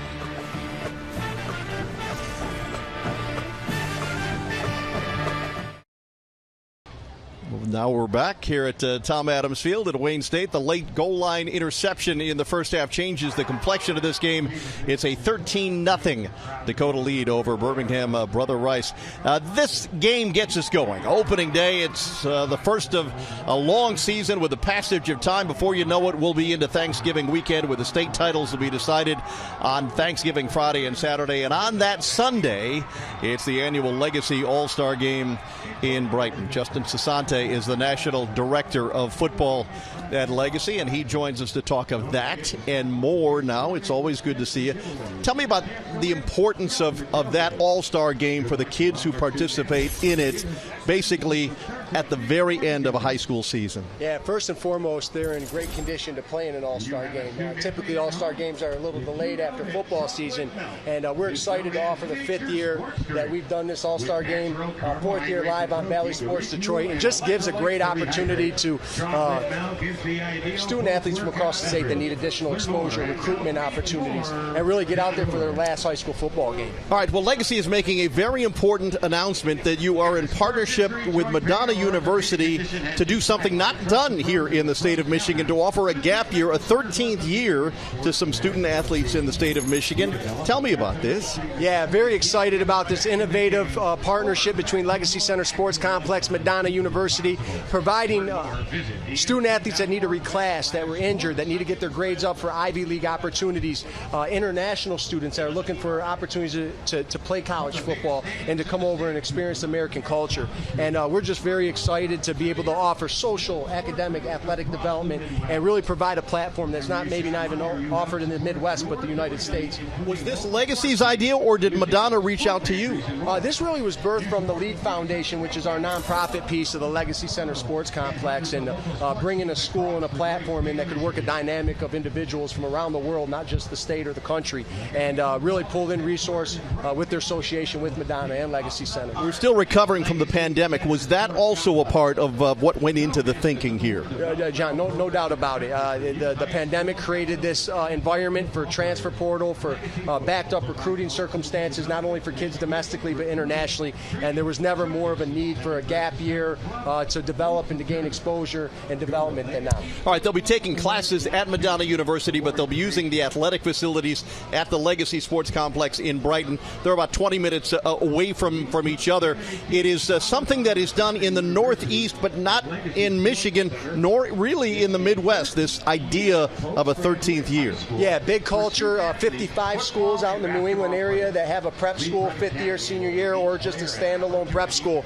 And so we've really developed a program over there for legacy football for the past years, and it's really given us a lot of inspiration and insight. You're not working at cross purposes with the MHSAA, right? I mean, these are not high school kids any longer. Who will you be playing against? Yes, we'll play against other prep schools around the country in Canada, as well as JV college teams from NAIA to NCAA. All right, if you're looking for more information, you can go to leadprepacademy.com, and it's something that is just getting started. You saw first half of football here. You've seen a lot of high school football in your days. Thoughts on what you've seen thus far? Yeah, you see some teams getting out a little bit of the nerves in the first half, a little bit of low-scoring game. Expect Brother Rice to come back and fight, and good big front from both teams up there.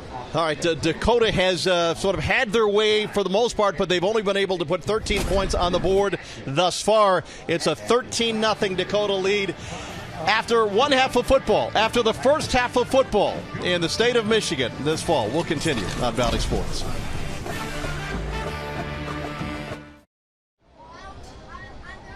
Hey, join us next week. It's a very special Football Friday on Bally Sports. We are heading to Oxford High School for their first home game of 2022.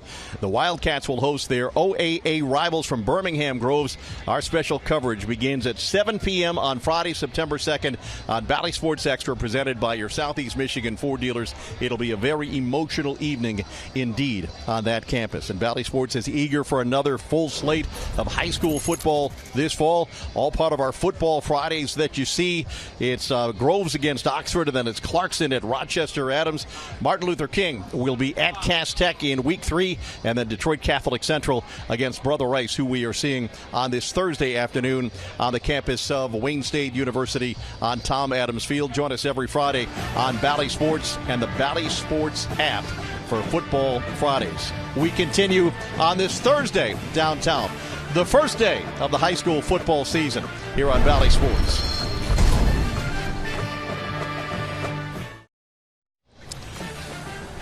Look at some of those faces. The Prep Kickoff Classic on Bally Sports Detroit is brought to you by the Southeast Michigan Ford dealers. Think Ford first. And by Lead Prep Academy, a postgraduate high school program for football and basketball student athletes. First half here at Tom Adams Field. Well, it's not exactly been art. There have been plenty of penalties. There was a late first half interceptions, but it's a two-score game. 13-0 as we approach the third quarter. Those bleachers here at Tom Adams Field on the campus of Wayne State going to be packed all weekend long. The Prep Kickoff Classic, such a fun event for us to cover every year on Bally Sports. Evan and Rob back with you. Let's get a look at the first half highlights, Rob. Macomb Dakota may be up 13-0, but what should we be feeling and saying about this game right now? Well, they're lucky they have Celestini as a kicker right now because he's able to get their first two scores. They've done some things offensively, but they have not been dominant offensively. They've wasted some opportunities. And if I'm Dakota, I'm looking at this as you see Watson with the picks, the nice pick undercutting Garrity, who actually stumbled on the play. And I'm going to get back to your question, Evan, but I want to just talk about a couple of these plays. And this is Hamby. What they really like, what he's changed in the offseason, his quickness, his speed, his physicality. And I think more than anything, his confidence in running the football. We saw him go score a touchdown there, the only touchdown of the game.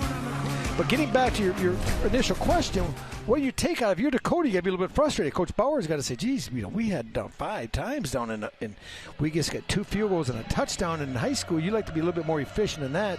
And if you're Rice, you can say, we're not going to play any more poor than we just did in that first half. So we're still in this game. No one wins the game at halftime. It's 4 quarters. And if you're Rice, you're going to get the ball to start this second half, I believe. Yep. Yes, because Dakota kicked off. So you're Rice. You're going to get the ball. You need to do something with it. Brother Rice is not out of this ball game. They've taken the best shot from Dakota. They're still standing, but the start of the second half pivotal to any potential comeback. Macomb Dakota and Brother Rice. Second half next.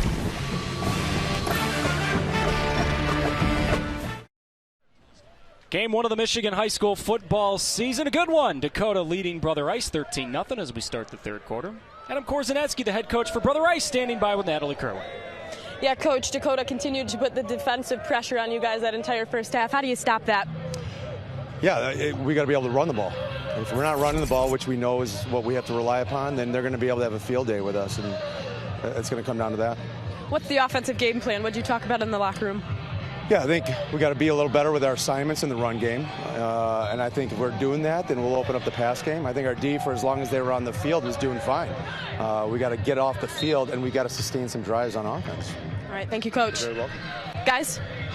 All right, Natalie, thank you. You know, I wonder, Rob, we talked to the coaching staff and Adam Korzenetsky throughout the week getting ready for this ball game. He's a stoic man. He's a determined man. Not a lot of emotion on that face from time to time, but I could just sense it in that interview. What do you think's flowing through that brain right now? Well, I think, remember we talked in the open about expectations versus realization? Right. I think his expectations right now are getting knocked down a little bit. I think he expected more from this offensive line, that they're going to be able to handle that front of Dakota better than they have. And you know, he's got a couple coaches up there up front. He's got Nate Thieker, who's helping, who played at Wayne State, was in a couple NFL camps. You know, experienced player in Nate Thieker. He's got Jeremy Hickey, also Eastern Michigan alum, played offensive line at Eastern Michigan. So he's got guys that work with that offensive line. I think that's why his confidence is so high. But right now, what they're teaching and the learning that's going on isn't translating to the play on the field. And as we dive into the first half stats with Macomb Dakota entering the second half up 13-0, Rob, as you evaluate these first half stats after the first couple of quarters of football, what should we take away from those first half stats? All right, numero uno, right here. This is a team that has to run the football, not just today, but the entire season. You lose your really all-state runner in Nolan Ray, but you have capable guys behind him, so that falls on the offensive line. And then the second thing is 30 yards. You're not going to win football games in high school. Now, I'm not a genius, but 30 yards of offense and a half, you're going to lose about 99% of the game. So they have to get that offense going. I think they got to take the ropes or the kind of let Morogi go. You know, take the training shoes off him, or the training wheels, whatever you call it, and let him start throwing the ball. He looked like he threw the ball pretty well. He threw the pick. It wasn't his fault. Garrity fell. And remember, Nolan Ray not playing in today's ball game. A future Maryland Terrapin, one of the faster running backs in the state of Michigan. You talk about -8 rushing yards. You can have an outstanding offensive line, but if you don't have a back there like Nolan Ray to help run through those holes, it's going to be a frustrating afternoon, and that's just been the moral of the story for Brother Rice. Owen Party. Yeah. So Brother Rice will kick off to start the second half. It's Owen Party, the senior. His twin brother Griffin is the punter. Owen was the kicker on the team last year. He made 36 extra points. You can see the strong right leg. That thing is sailing into the end zone for a touchback. Kickoff taken by number 5. Macomb Dakota coming back on the football field. Yes, they lead 13-0. Yes, you just saw those stats that tell you why Macomb Dakota dominated the first half. But, Rob, the stubborn fact is they got in the red zone 5 times with only 13 points to show for it. What's the offensive game plan to start the second and that's half? what Greg Bauer alluded to. He hopes it doesn't come back and bite him. I mean, you had a chance to put some points on the board. Easily could have another field goal or maybe another touchdown. You could have a 20-point lead against a team that's 30 yards off, and just you're feeling pretty good. I think initially right here, you're going to come out. They're trying to reestablish the run a little bit. They got a little bit pass happy at times. You see Garbarino. No, it's not Garbarino. That's Kasevic on the carry. And Brother Rice gets a good surge on the defensive line. Barely gained an inch. Kasevic, rather. Yeah, I think they're going to go back to what they know they do best, and that's over the past few years, and that's running the football. As you talked about, they lost a great back, but you next man up. Here we go. You got an offensive line that has really good size. They're not physically outmatched by the front of Rice, so you need to establish that run a little bit more, take a little pressure off of Hamby, get the play action game. Because right now, Rice's defensive backs they're winning. I mean, they gave up the one jump ball on the 50-50 ball. Besides that, and they got a couple, touchy penalties. They're there. They're competing very well. Run again, Kasevic with room. A tackle made in the secondary after a first down run for Kasevic. Ben Eck may have just saved a touchdown. Yeah, and you're going to see Klein, number 33 in orange, is going to come up. And this is going to be straight in. Now, pause it right here. It's a little down, and they're going to trap here and kick out. Now, let's go. Let it go. You bring and double inside, and then, boom, he just gives him a little dead leg.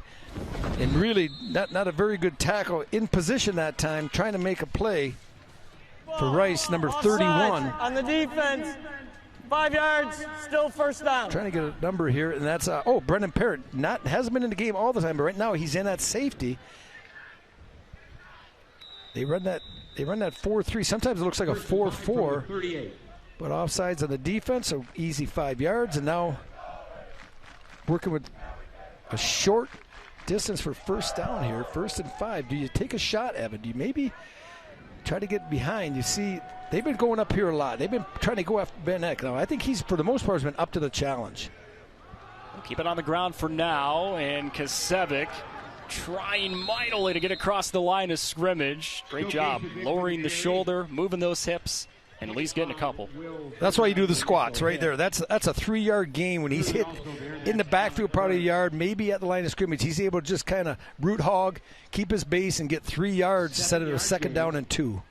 What did you just say? Root hog? Root hog. Oh, okay. Root hog. Get low, dig, grind. 3-yard gain. 2nd down and 2. Young broadcasters. You got to know these old sayings. I've never heard that before. Oh. Hamby stepping up, tripped up, and sacked. The Brother Rice defensive line getting a pretty good surge to start the second half. Okay, now Kasevic says, I was able to move the pile on the last play, but I want you to look at Andrew Labar, number 45. He's right here. Let's watch what he does. Let it go. You're a running back. You got a 230-pound linebacker. Boom! He just runs him right over. He actually overshoots the quarterback. Kasevic, what he did do, he did engage, but man, that's when a running back is saying, just give me the ball. Don't make me take on a 230-pound linebacker who's running 10 yards at me. So now it's 3rd down for Dakota. Hamby emptying the gun. Setting up middle screen. Williams makes the catch. Quest plowing forward, and he's got the first down. Look at him drag Brother Rice tacklers into Warrior territory. Barach made the tackle with yet another late flag. Well, Dakota's offense, as we noticed by the 13 points, has not been stellar. But what has been stellar is their screen game. They fake it out to the right. A good job, really good timing by the offensive line. As you can hear on the field, there's also a face mask call, which can tack on a few more yards. Ends up being a big play, but the screen game, you see there's Andre Cade gets hit with the face mask call. The screen game's been really good. They do a nice job, especially this early in the year. That's First and 10 Cougars from it's the hard to get those 44 linemen timed up with the back, but Warrior. Hamby shows his experience of dumping it at the perfect time to the back. Quest Williams with a nice gain. Play action, zipping it, incomplete. There's room for Lawrence over the middle. Hamby's pass intended for 80. Was the ball deflected, Evan? I couldn't see because that was not even close. No, that was. And you see Hamby sing, that was on me. 2nd down and 10 for the Cougars. It looked like there might have been a little bit of space there. 40-yard line. Now you see Watson in at the one back, number 7, to the right of Hamby, the quarterback. Motion Garbarino. Give to Watson with room. Oh, he lost the football. He may have gotten back on top of it, though. Sam Klein forced it with a big hit. Watson fields his own fumble and avoids disaster. It was going to be interesting whether or not the ground caused a fumble, but it's a moot point since Watson was able to get the ball back. But how about Sammy Klein coming up and delivering a really good hit, putting head and helmet on the ball? As you see Watson right there, you saw him do it early in the game. Remember I said he came up, he took his shot, he took another shot there, and a big back like Watson, take the pins out. You don't want to meet him shoulder to shoulder. He's still in the game. Let's see if they go back to him. They're down short. They will give it to him. He's going to be surged by Brother Rice. I don't think he got it, Rob. There's Andrew Labar again. Yeah, we talked about how you stop the power game and the run game, you get penetration. And a really good job that time getting penetration up front. You see some substitutes in there for Rice, too. We see number 76 in the game. That's Christian Peters, who's a starting guard. He's in there at the defensive line. Now, this is a 4th down and 1. Did you have the guts to pull it, let Hamby fake it? A couple of hard counts. Brother Rice doesn't bite. And then interesting. They'll elect to call a timeout. I thought we were going to see Dakota after the hard count, watch the play clock, and then you see them take the timeout. Coach Korzaneski, he saw something he didn't like. If I'm Dakota here, I know Watson's been my best ball carrier, but I run some type of read. Give Hamby the opportunity to pull it, Evan. That if it's there, if the defensive end collapses, whatever it is, you run the zone read. Hamby showed on the touchdown his ability to pick up a yard or two. He's a big body. Maybe you look at some with him carrying the football here. And now a message from the Southeast Michigan Ford dealers.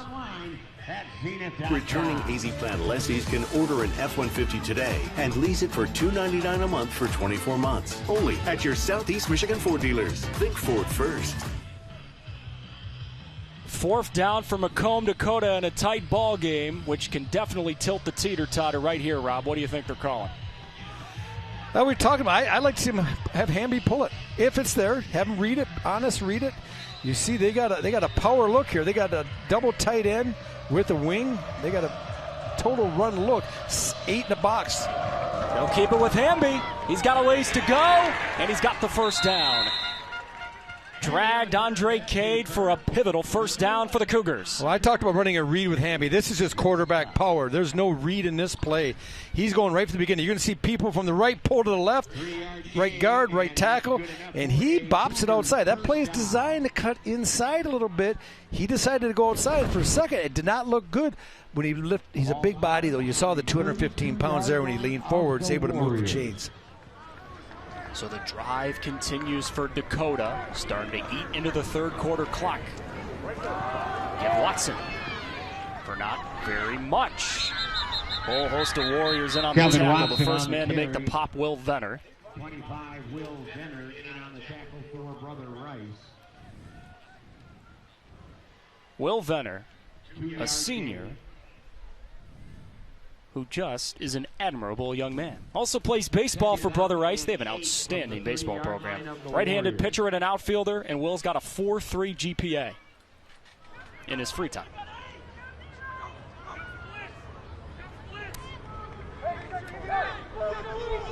Second down and long for Macomb Dakota. This has not been a spot that they have been in much in the second half. Hamby fields the snap, floats it down the far side. Jump ball. Colpart was out of bounds. One-on-one crime all day. Colpart and Eck have been locked in a matchup on the outside all afternoon. You're going to see right there he steps out, and that makes him illegal touching as well. He cannot be the first guy once he steps out of bounds on his own volition and never reestablished. How about Ben Eck? I tell you, he started out, he got beat on that one, but he's been competing. I'd take him. I'd take him any day as my corner. Ben led the team with 85 tackles last year. Unfamiliar spot for Dakota. Third down long, familiar call though. It's a screen. Kasevic making men miss. He is not going to get to the first down sticks. Klein makes the tackle, and once again, Dakota's got a decision to make. Yeah, you see him stretching that toe. Is that the big fella? 33 Sam Klein with the looks like he could have a cramp. Usually, you hate to speculate on injuries, but that's a pretty no-brainer when you grab, because I had many of them, you grab your toe because your calf cramps up, you stretch it. We're going to look here on a replay. This is, once again, they love the screen game. Boy, that's one of these times, Rice is going to anticipate a little bit better. They're going to pick one of those screens because they've been close 2 or 3 times. Macomb Dakota has been close many times to really opening the lid on this ball game. Pivotal play coming up. 4th down for Dakota after the break.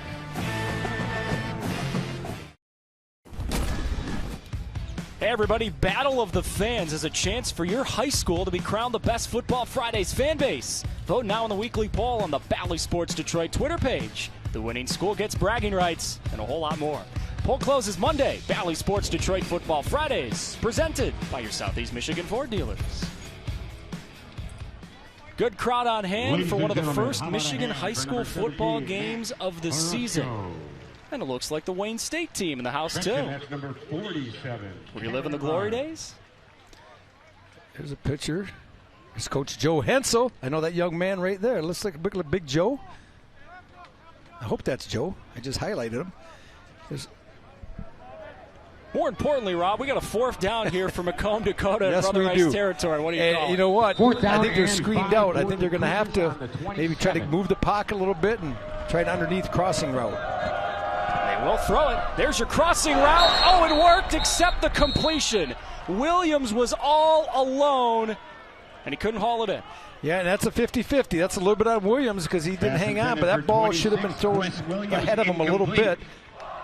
And Hamby's going to, talk to him. And if you're a good quarterback here, we're not just saying, dude, you got to catch it, because you're going to look here. He has to reach back, and that's hard when your momentum's going one way to reach back. Now, you also don't know, was he supposed to sit in the hole? And maybe he wasn't sitting down quick enough, and quarterbacks don't in the hole. So never, I hate being the guy up in the booth trying to say, oh, you got to make that or you got to sit, because you truly don't know. So in that's just a 50-50. So once again, Brother Rice has Macomb Dakota drive deep on him, and they hold. Morogi keeps trying to evade pressure. The ball's out again. The ball is out again. Dakota thinks they've got it. Well, I think in this situation, Blake Morogi's going to learn, right?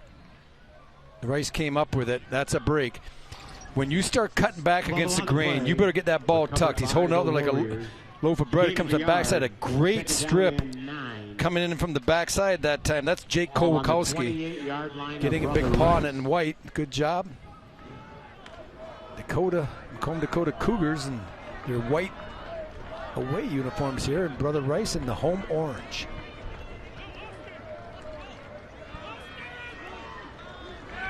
Shotgun snap to Morogi in those orange jerseys. Rolling away from pressure, loading, throwing, intercepted! Oh, what a pick! It's a one-handed snag by Jalen Whitaker.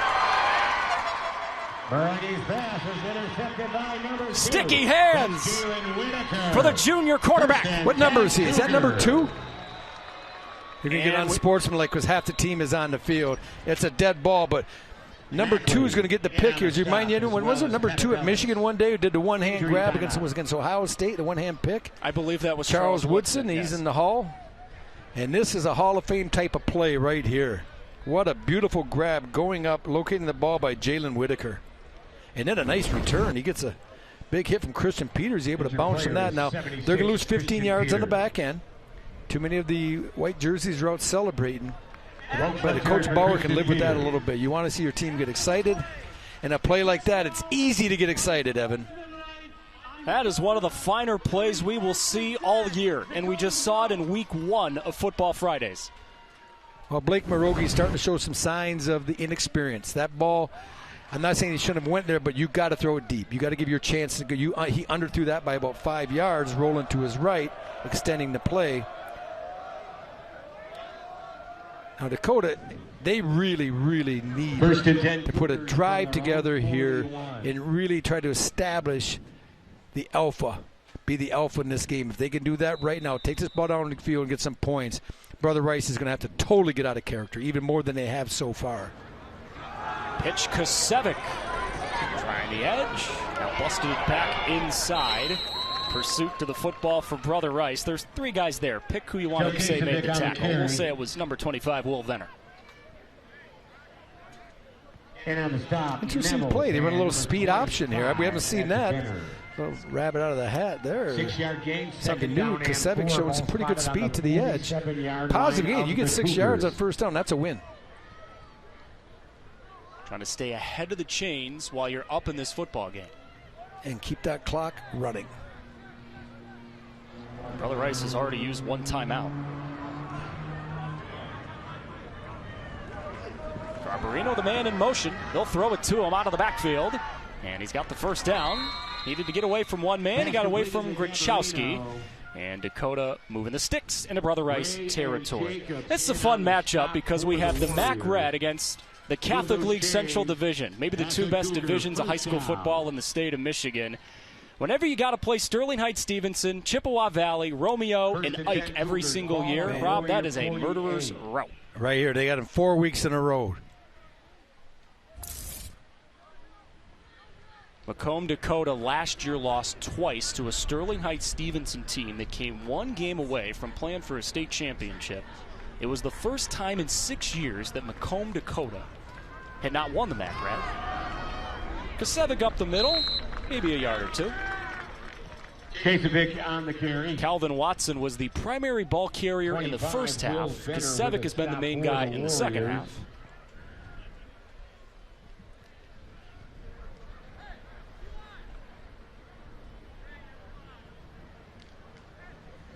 Gain of 2, second down.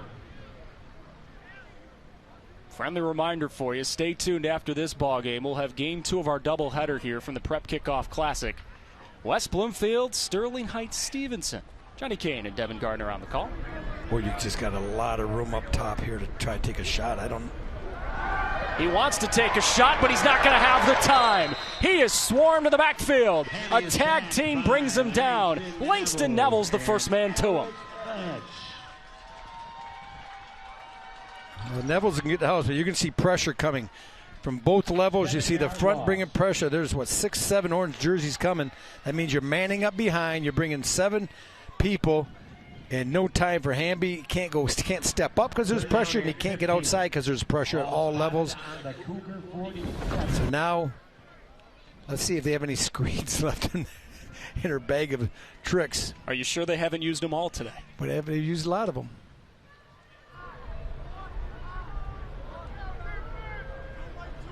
Hamby on third down. There's a screen that's tipped. Incomplete. Jack Fleury got his mitts to it. You know, years ago when I left the NFL and I was coaching, Evan, we had a very small offensive line, really skilled receivers, and we used to screen everything. We had 20 different screens. And that's what I'm seeing right now, as you see here in Fleury. Almost picked that off. That would have been trouble. Hamby had been the only guy between him and the end zone. But you just screen too much. Those defensive linemen start figuring it out. What they do is, what they did against me is they come across 3 steps and they'd all stop because they knew the passing game relied pretty much heavily on screens, and Rice is doing a good job to figure that out. That's Max Orozco back deep, the 5'8" junior who's a middle infielder on the baseball team.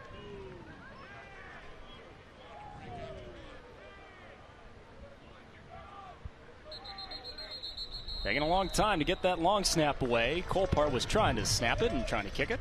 Delay game on the offense, 5 yards, repeat, 4th down. You'll never appreciate penalties if you're Greg Bauer, but that was not the end of the world. It's still 4th down and long. Ball on their own 42. This is the first punt of the ball game for Macomb Dakota, which has been in the red zone 5 times, but only scored 14 points. Close another time. About the 25. They got real close. Not quite the red zone, maybe the maroon zone. Colpart's punt off the side of his foot. And Brother Rice, for only the 2nd time today, will start a drive past the 30-yard line of Macomb Dakota. This one going to start at their own 43. They're still alive. That pulse still pounding, but the Warriors have got to put a drive together.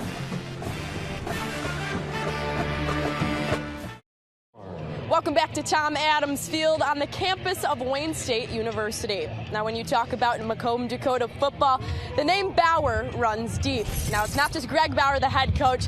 There's a few other members as well. Greg's son, Jason, is a member of this coaching squad. He's a defensive assistant coach and played for his dad back from 2012 to 2016 as a D-back. Greg's youngest son, Jeremy, is a junior on the team. He's a D-back as well, like his older brother.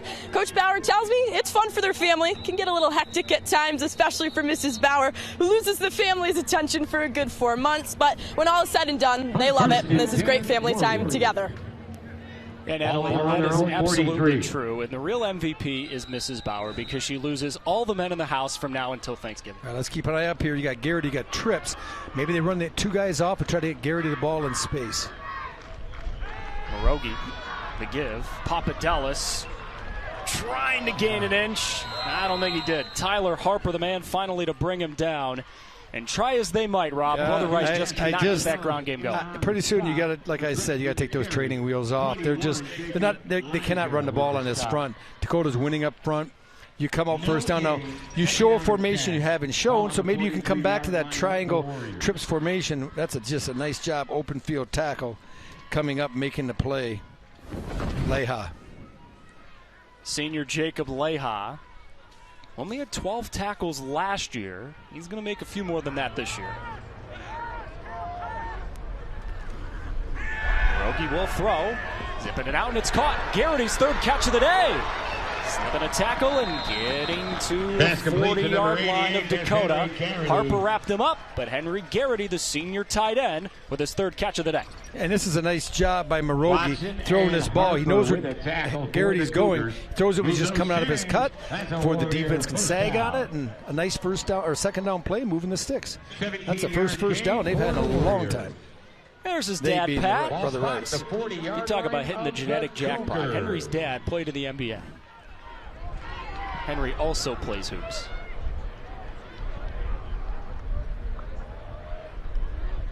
We'll shift a man in motion. Dig into the bag of tricks and get it coming the other way. And up the middle, Harper makes a big pop on a play that had a ton of moving parts. Ben Eck, the man who finally had the football, but let's try and follow it on the replay. We're going to watch here. It's the give, it's the pitch, then Eck has just a basic double reverse. Off one was a handoff, one was a pitch. But you talk about closing on a play, Tyler Harper just finishes that off. Well, Macomb Dakota was really confident in their defense entering this season because Harper and Watson both came back. They combined for 181 tackles last season.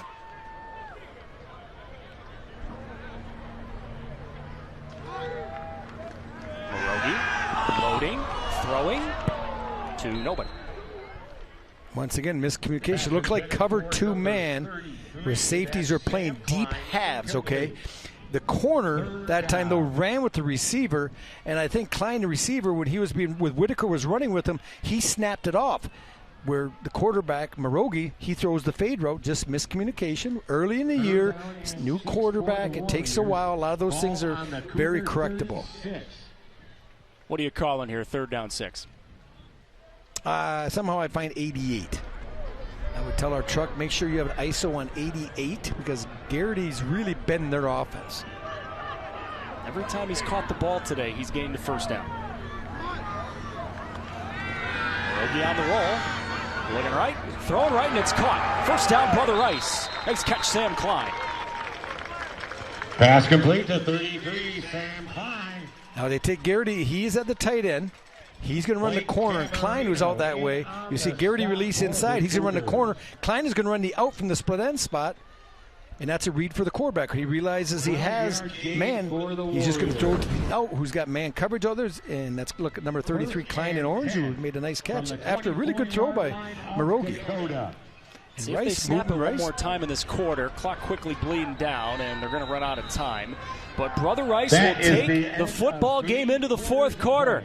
They're alive, and they're marching toward Dakota's red zone inside the 25. With every single snap, that junior quarterback, Blake Marogi, gets more comfortable. It's game 1 of the year. There's been a few miscues and a few turnovers. But it's a ball game as we go to the 4th.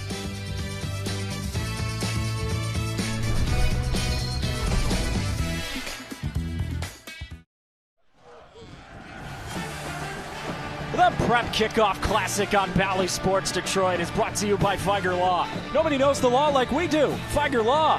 And by the Southeast Michigan Ford dealers. Think Ford first. Oh, the boys are out and ready to go on a Thursday. I see a Jackie Moon jersey. That's a student section. We're going to start the 4th quarter here at Tom Adams Field on the campus of Wayne State with a flag. Offside. An unforced error. Repeat. First down. Macomb Dakota giving Brother Rice 3 yards in a game, Rob, where frankly it feels like a Dakota tidal wave. Brother Rice has found a way to stem the tide. Yeah, they really have. They've hung in it. We were talking during the break, the quarter break, as bad as Rice has looked on offense and the turnovers they've had, they get a touchdown here. It's a 1-possession game. I mean, we have a football game. It hasn't been the prettiest, but it's a really good football game. It's what you see in the first week of the year. You just see games like this. First down 5. Give Papadelis. Ashton Papadelis with his best run of the ball game. That's the best run of the ball game for Brother Rice, and they've got a first down. Yeah, a good job by that right side of the offensive line with Mackley and Doherty, and Garrity. A good job running outside zone. And they bring Charles Mackley. They move him from right guard, and they flip him. They put him out at the tight end spot to give him a little more heft on the edge, so to speak. He does a good job. And Papadelis does a good job of finding the crease. In the gun, Marogi. Give right back Papadelis. On the right side again. Kashtin Papadelis. He won't go down. Touchdown, Brother Rice. 22, Kashtin Papadelis into the end zone. Touchdown, Warriors. A 13-yard touchdown run for Kashtin Papadelis. Well, one play sets up the other. We saw them in outside zone. This time they run a little power outside. And Papadelis really does a lot of this on his own. Breaking tackles, spinning, using a little bit of power. And it just shows you a run game can be stymied. All of a sudden you get one positive play before this. Everyone starts to believe a little bit, and then you follow up a nice 7-8 yard gain with a touchdown run. That senior-led offensive line has been leading on Dakota all day. On a mid-80s day, Nolan Ray, the future Maryland Terrapin, celebrating with his junior teammate Kashtin Papadelis, who finally popped one. Owen Party on to tack on the PAT. A bit of a low snap, but they put it down, and the kick is good. Good job by Brennan Perrin getting down that snap. Brother Rice all day has been fending off Dakota. They've just found a way to stay in the ball game. They're in this thing now. We got a ball game in the first high school game of the year. Don't you dare touch that remote.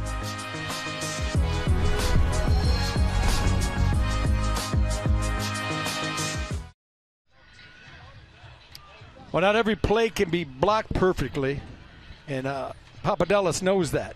But a pretty good job out front. When you look at this replay, Christian Peters, number 76, is going to pull from your left side. He's going to get out, and then you're going to bring LeBar. They're going to get two to the edge, let it go. And then Papadelis does a good job here. As you see, Marogi gives it to him, and right on the edge. Now, right there, he's able to break 1, 2, 3, and the linebackers that time, Harper and Watson, kind of hit each other, and Papadelis takes full advantage of it. He's able to spin out of that and then turn it up and get into the end zone. So a game we talked about that looks like it's been dominated by Dakota. When you can't finish with points, you give the other team life. And right now, Brother Rice is taking advantage of that. And the team in the orange and black is looking pretty good.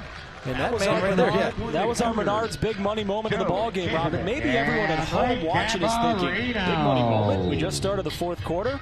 Well, Brother Rice sure needed that. We got a ball game all of a sudden again. Party swings the right leg through it. Chance for a return for Garbarino. Cutting right, now back to the middle. And he's tackled shy of the 25. Kickoff return by number 5. So now, Rob, for the first time in what feels like forever, there's some game pressure on Macomb Dakota again. We keep saying it because it's so important to keep saying. They have been inside the red zone 5 times today. They've been inside Brother Rice's 25 6 times today. They only have 13 points, and now you got to mount a drive. Yeah, you do, because the team in orange right now is feeling pretty confident. After they got the ball, we're able to move down the field with a couple of nice runs. That offensive line starting to feel, or I should say, live up to what we heard they were going to be, starting to create some scenes. And now this Dakota offense, who hasn't been any slouch, but they really relied heavily on the screen game. That's just not a good way to live. I think you got to establish the run. We'll do it here with Kasevic, the senior running back number 4, brought down by Langston Nevels. A very solid chunk on first down. Kasevic does a really good job, Evan, of letting the guard pull from the right side and the tackles, a little inside power, getting behind them, not rushing it and beating your lineman to the hole, and then he just gets on their back and allows them to bulldoze the hole open, and he picks up, 7 yards. Kasevic has been to bell cow all second half. There he goes again. Diving ahead for a first down. Kasevic with the carry. 88, Henry Garrity in on Calvin Watson had the bulk of the carries in the first half, but they rely on him so heavily on defense. They've given him a blow in the second half, and Joe Kasevic has proven that he can make something happen with those legs too. First and 10 Cougars. Ball on their own 34.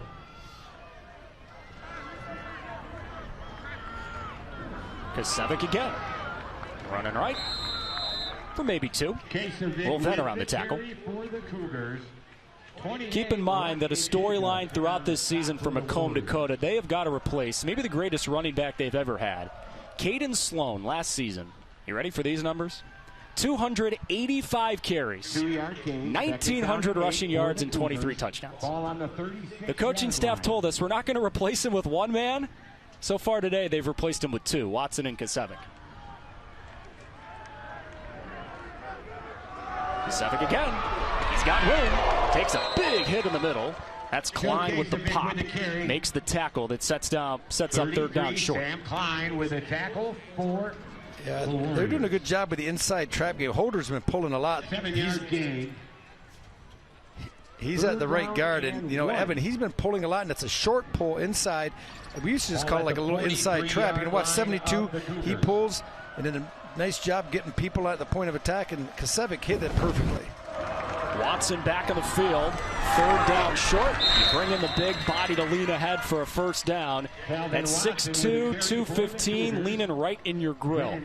With a tackle for the Warriors. Move those chains. Kasevic on a high 80s day in Detroit.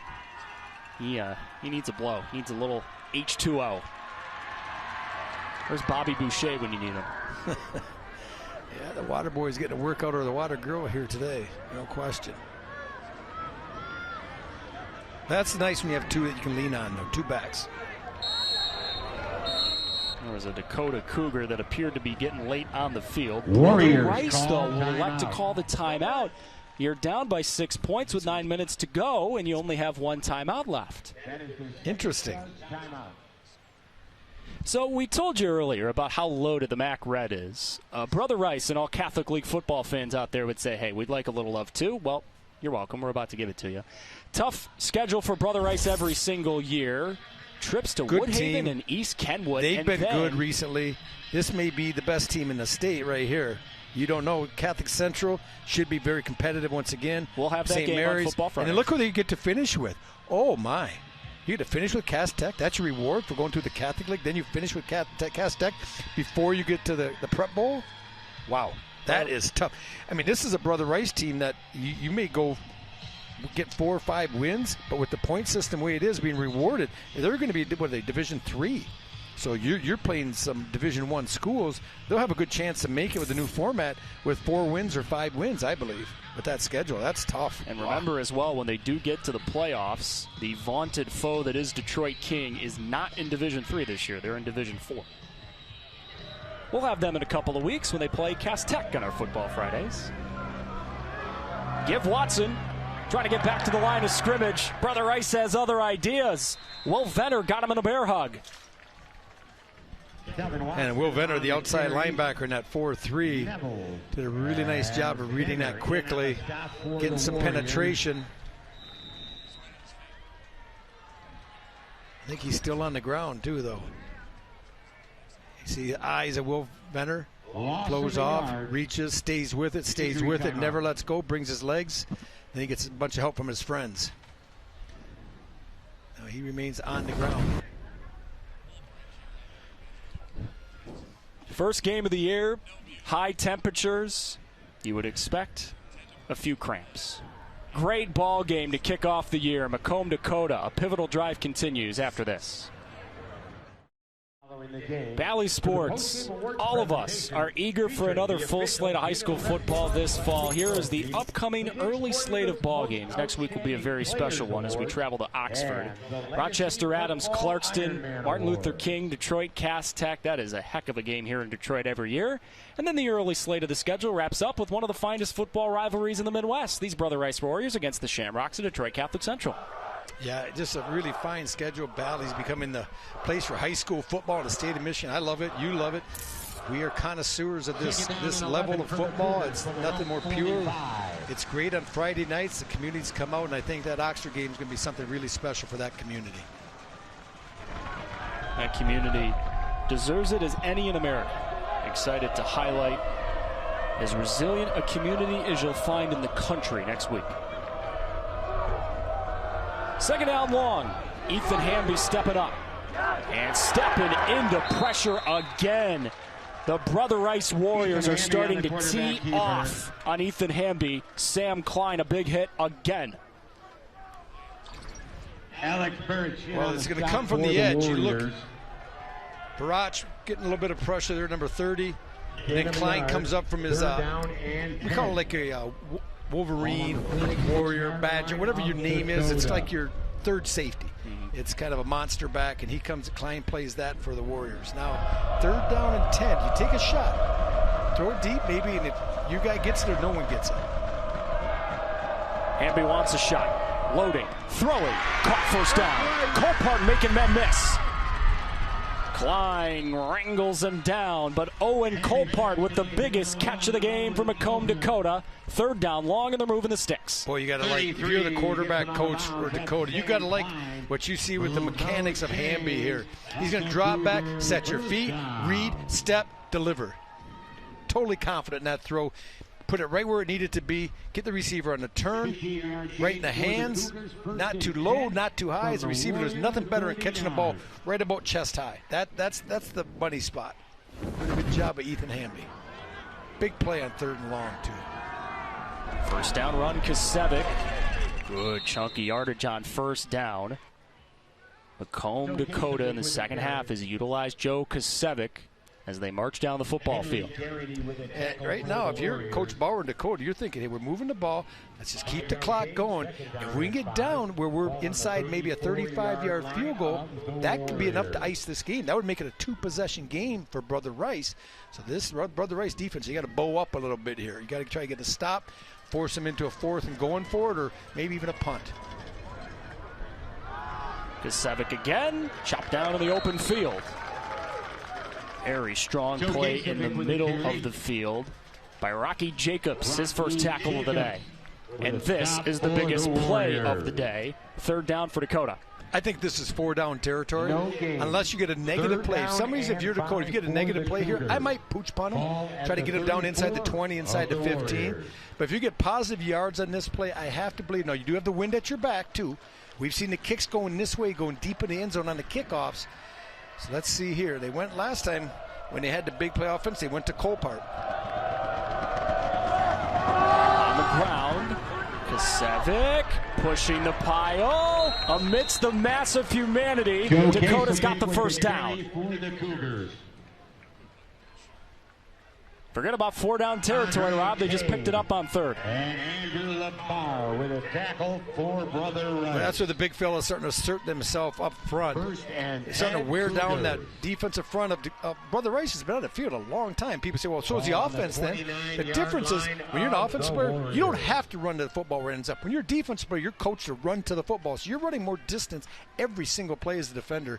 And look at the push up front. You know, that you got to highlight. That's Sammy Batiglia and Bo Wheeler and Aaron Holder. They're just doing a really good job. And the backs are doing a good job of cutting and running, not getting greedy. Not trying to make something when nothing's there. Just take the yards and move on. Rocky Jacobs just made another tackle for Brother Rice. But they also just burned their last time out, down by 6 points with 5:21 to go in the game. They're gassed. I was just telling you, this defensive front has been on the field a long time. They're rotating some bodies. They start with Barach and Dowdy, Fleury, and Bryant. But we're seeing some other people. We're seeing some of the offensive linemen. We've seen Peters in there at times. We've seen other guys coming in to give them a blow. I've seen Christian Peters has been there. I think I've also seen Petrosani has been in the game once or twice on defense. So they're trying to give people rest, but they're just getting worn out. It's 86 degrees, first game of the year. This Dakota offense has put together some drives now, and it's starting to wear on this defense. I'm not an imposing your will guy. I don't believe in that. I don't believe you impose your will on someone. I do believe you can get people tired. I do believe you can wear them down and you can frustrate them, and I think that's what we're seeing this offense do.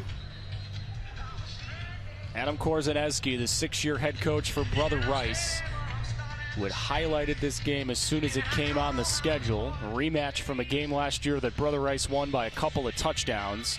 He believed in his lines offensively and defensively. Needs to believe in them now more than ever. That is a bunch of tired football players. Look, they're putting, if we get a look here, look at what they're doing with Ben. Second down and that's 7. trust. Ball on the they have him on an island. And be looking that way. Down the middle. Colpart. Yes! Catch! Touchdown! Dakota!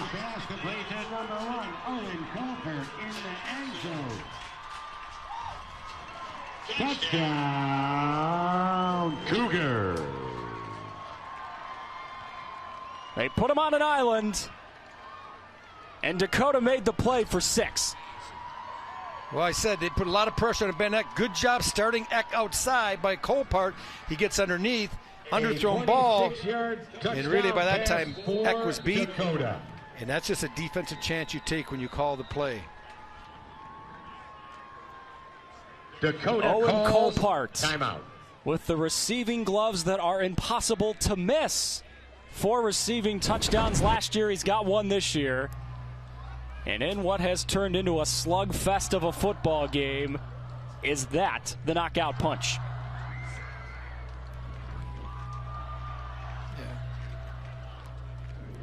Dakota just called a timeout before a potential extra point or potential try for 2. Rob, what would you do? Interesting. Very interesting.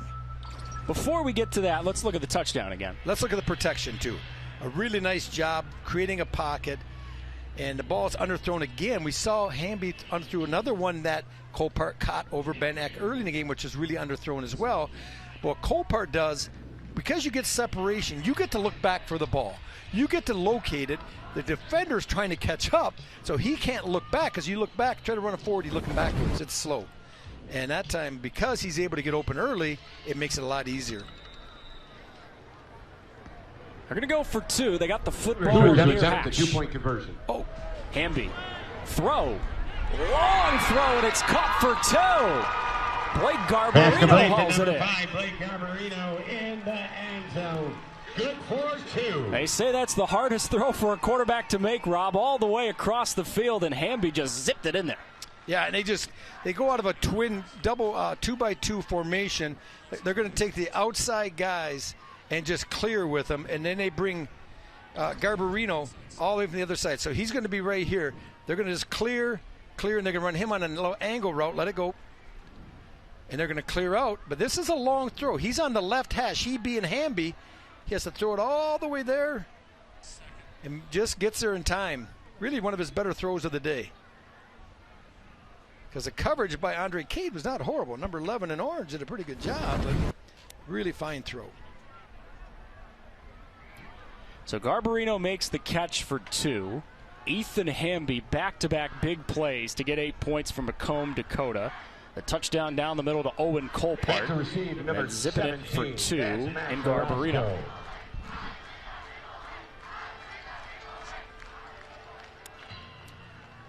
So just over 5 minutes to go. A puncher's chance for Brother Rice. But with no timeouts left, it's a puncher's chance.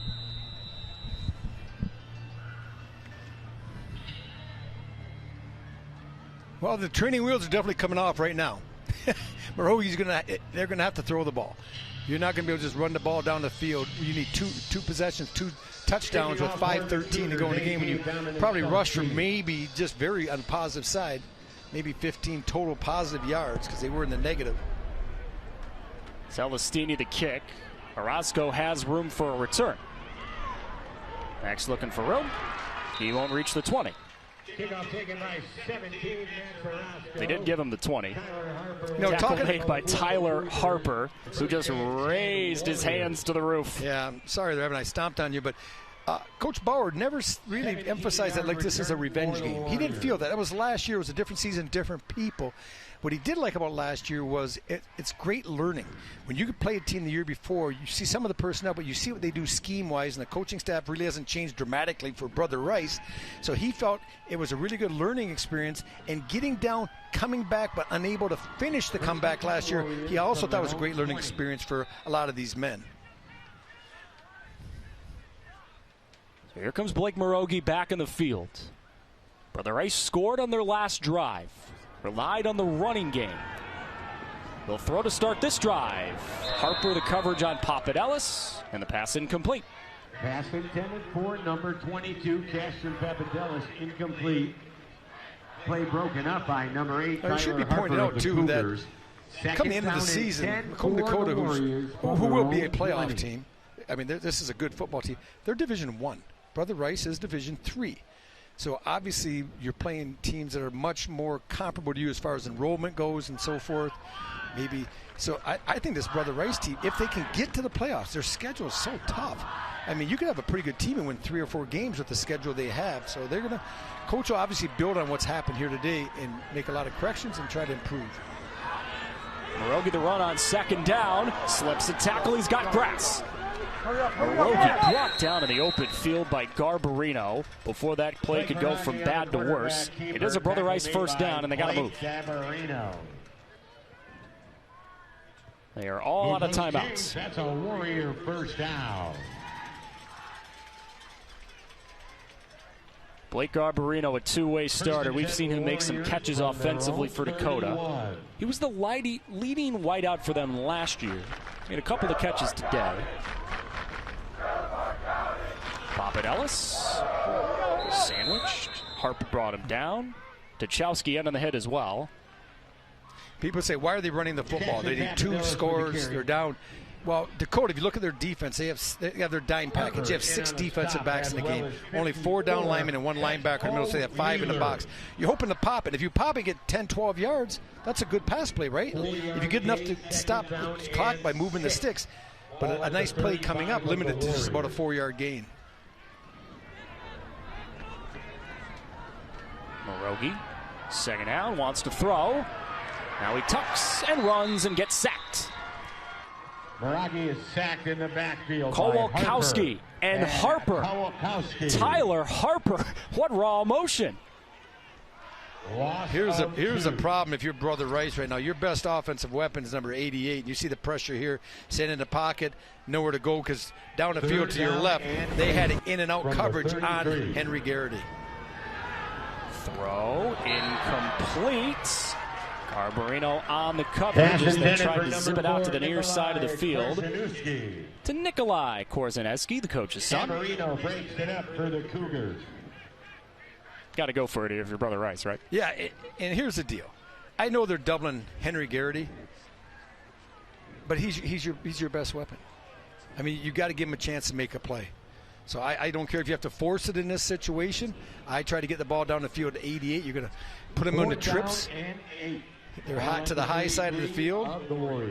Clear with the inside guys. Outside, inside, clear, and let Henry work the middle. Morogi, quick throw, caught, but not even close to the first down. Going to be short by a couple of yards. Catch made by Nolan Shannon, his second of the day. But it's a turnover on downs for Brother Rice with no timeouts remaining. Well, I can't speak for Coach Korzaneski, but if I'm going to get stopped offensively, I want to get stopped going to my money, going to my horse, and that's 88. Not a knock on Shannon. He's made a couple, 3 good catches here today. But Henry Garrity ran the same route on the top side, and he was open. There was space because they brought a little bit of pressure off the wing, and they could have just fit the ball in there to Henry, but that time he decided to go to Shannon, and they get stopped short a yard. We showed Brother Rice's upcoming schedule earlier. Next week, a trip across the state to East Kenwood, then Brownstown Woodhaven, and then you get into the meat of your Catholic League schedule. 3 straight road games, East Kenwood, Woodhaven, De La Salle, and then we see them again on the 23rd, September, about a month from now, against Catholic Central. What will that game look like? That story is still to be told. Kasevic on the carry. He's been the bell cow in this second half, leaning forward for about a yard. Kasevic with the carry for Dakota. Langston Nevels makes the tackle for Brother Rice. Big picture, Rob, in this game, barring a dramatic comeback, Brother Rice going to fall on the short end today. What can they take away from this game defensively? Oh, they're good. They fly to the football. Their front's good. Dakota just couldn't pound the ball down the field on them and run the ball on them. I think their coverage, and Ben Eck for the most part of this season will be a really good defender. I think their secondary is good. Klein does a nice job coming up from the second level. Nevels is a good player. So they have a bunch of pretty good athletes, on high school football players on the defense side of the ball, but they got to get better offensively. Morogi's got to improve a little bit. They got to take the reins off him and let him go. What do you make of that upcoming schedule? You start with Macomb Dakota, then you go on the road for 3, and then you play your big rival Catholic Central. The next 3 games are really that turning point of the year. Yeah, and you look at East Kentwood, Woodhaven, and Catholic Central. Those have got to be wins if you're Brother Rice, because they're going to be tough when you're looking at playing against De La Salle. And you got Cass Tech down the road. I mean, that's tough. I mean, you open up with Dakota. I would stack that schedule with anyone in the state right now as far as a difficulty of it. Some frustrated faces on that Brother Rice sideline right now. Hard work and a lot of time in the film room is ahead. Kasevic again. Couldn't slip the second tackle. Brought down in the open field by Brennan Parent. Kasevic with the carry. 31. You go for it if you're Dakota, you just play it safe and Yeah, I think Dakota's going to let this clock run down, the play clock run down. I would, and then take a timeout and talk it over. And if you go for it, it's got to be something that you don't risk a pick 6 or a hit from behind and quarterback and a fumble and a scoop and score. It's got to be something that's pretty safe. Even if you turn the ball over, it's not going to hurt you going the other way. Greg Bauer standing right by our officials, thinking along the lines of Rob Rubick, which is sometimes a challenging thing to think about. My brain definitely works different than most people. I'm not going to lie, Evan. I've learned that by now, my friend. I've learned that by now. Time now for our Player of the Game, brought to you by the Southeast Michigan Ford dealers. We're going to be doing games the next 3 months, all the way to Thanksgiving weekend in Ford Field, but we maybe just saw the best play of the year. In the second half today, Jalen Whitaker.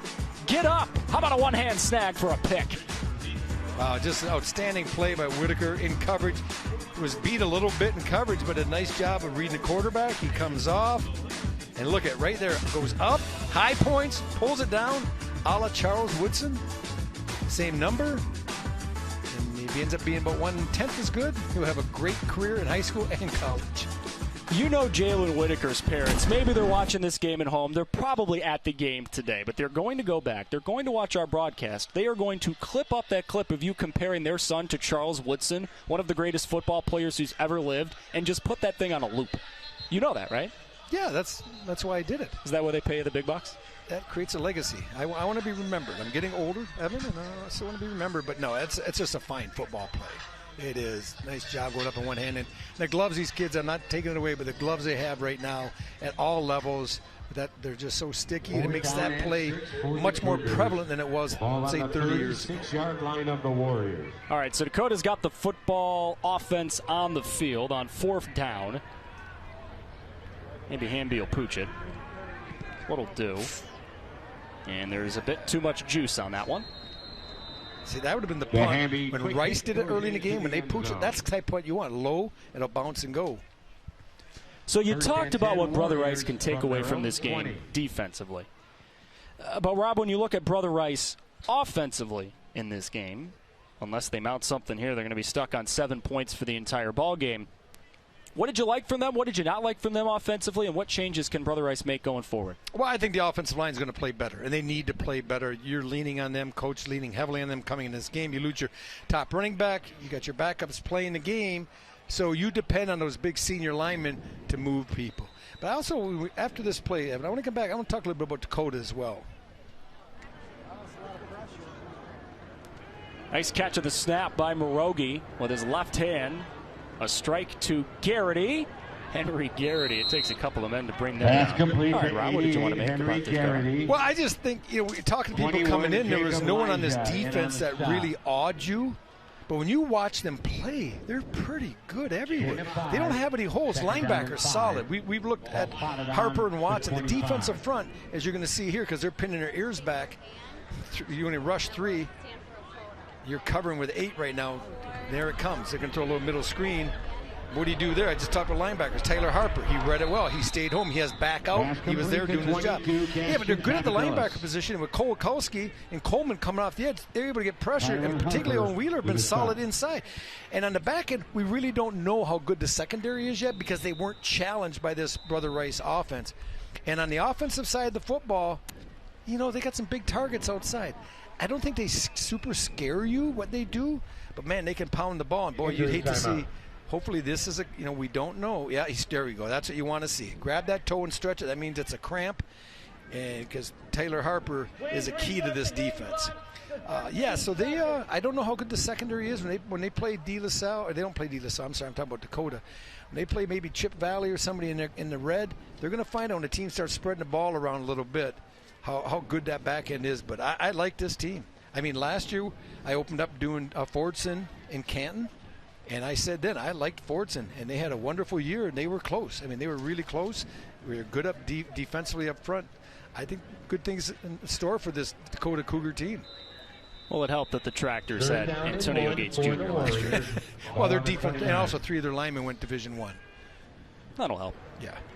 Morogi throws on what could be the final play of the game. Shannon makes the catch for Brother Rice, trudges ahead to the 45-yard line, and that's likely going to do it. 2 heavyweights in the state of Michigan in high school football, locking wits in the first game of the year. Macomb Dakota led for much of the game. Brother Rice valiantly mounted a rally in the 4th, but it was too little too late. Macomb Dakota with a pivotal drive that ate up more than half of the 4th quarter. It ended in 6, and it ends in a win. A 1-0 start to the year for one of the powers in the state of Michigan.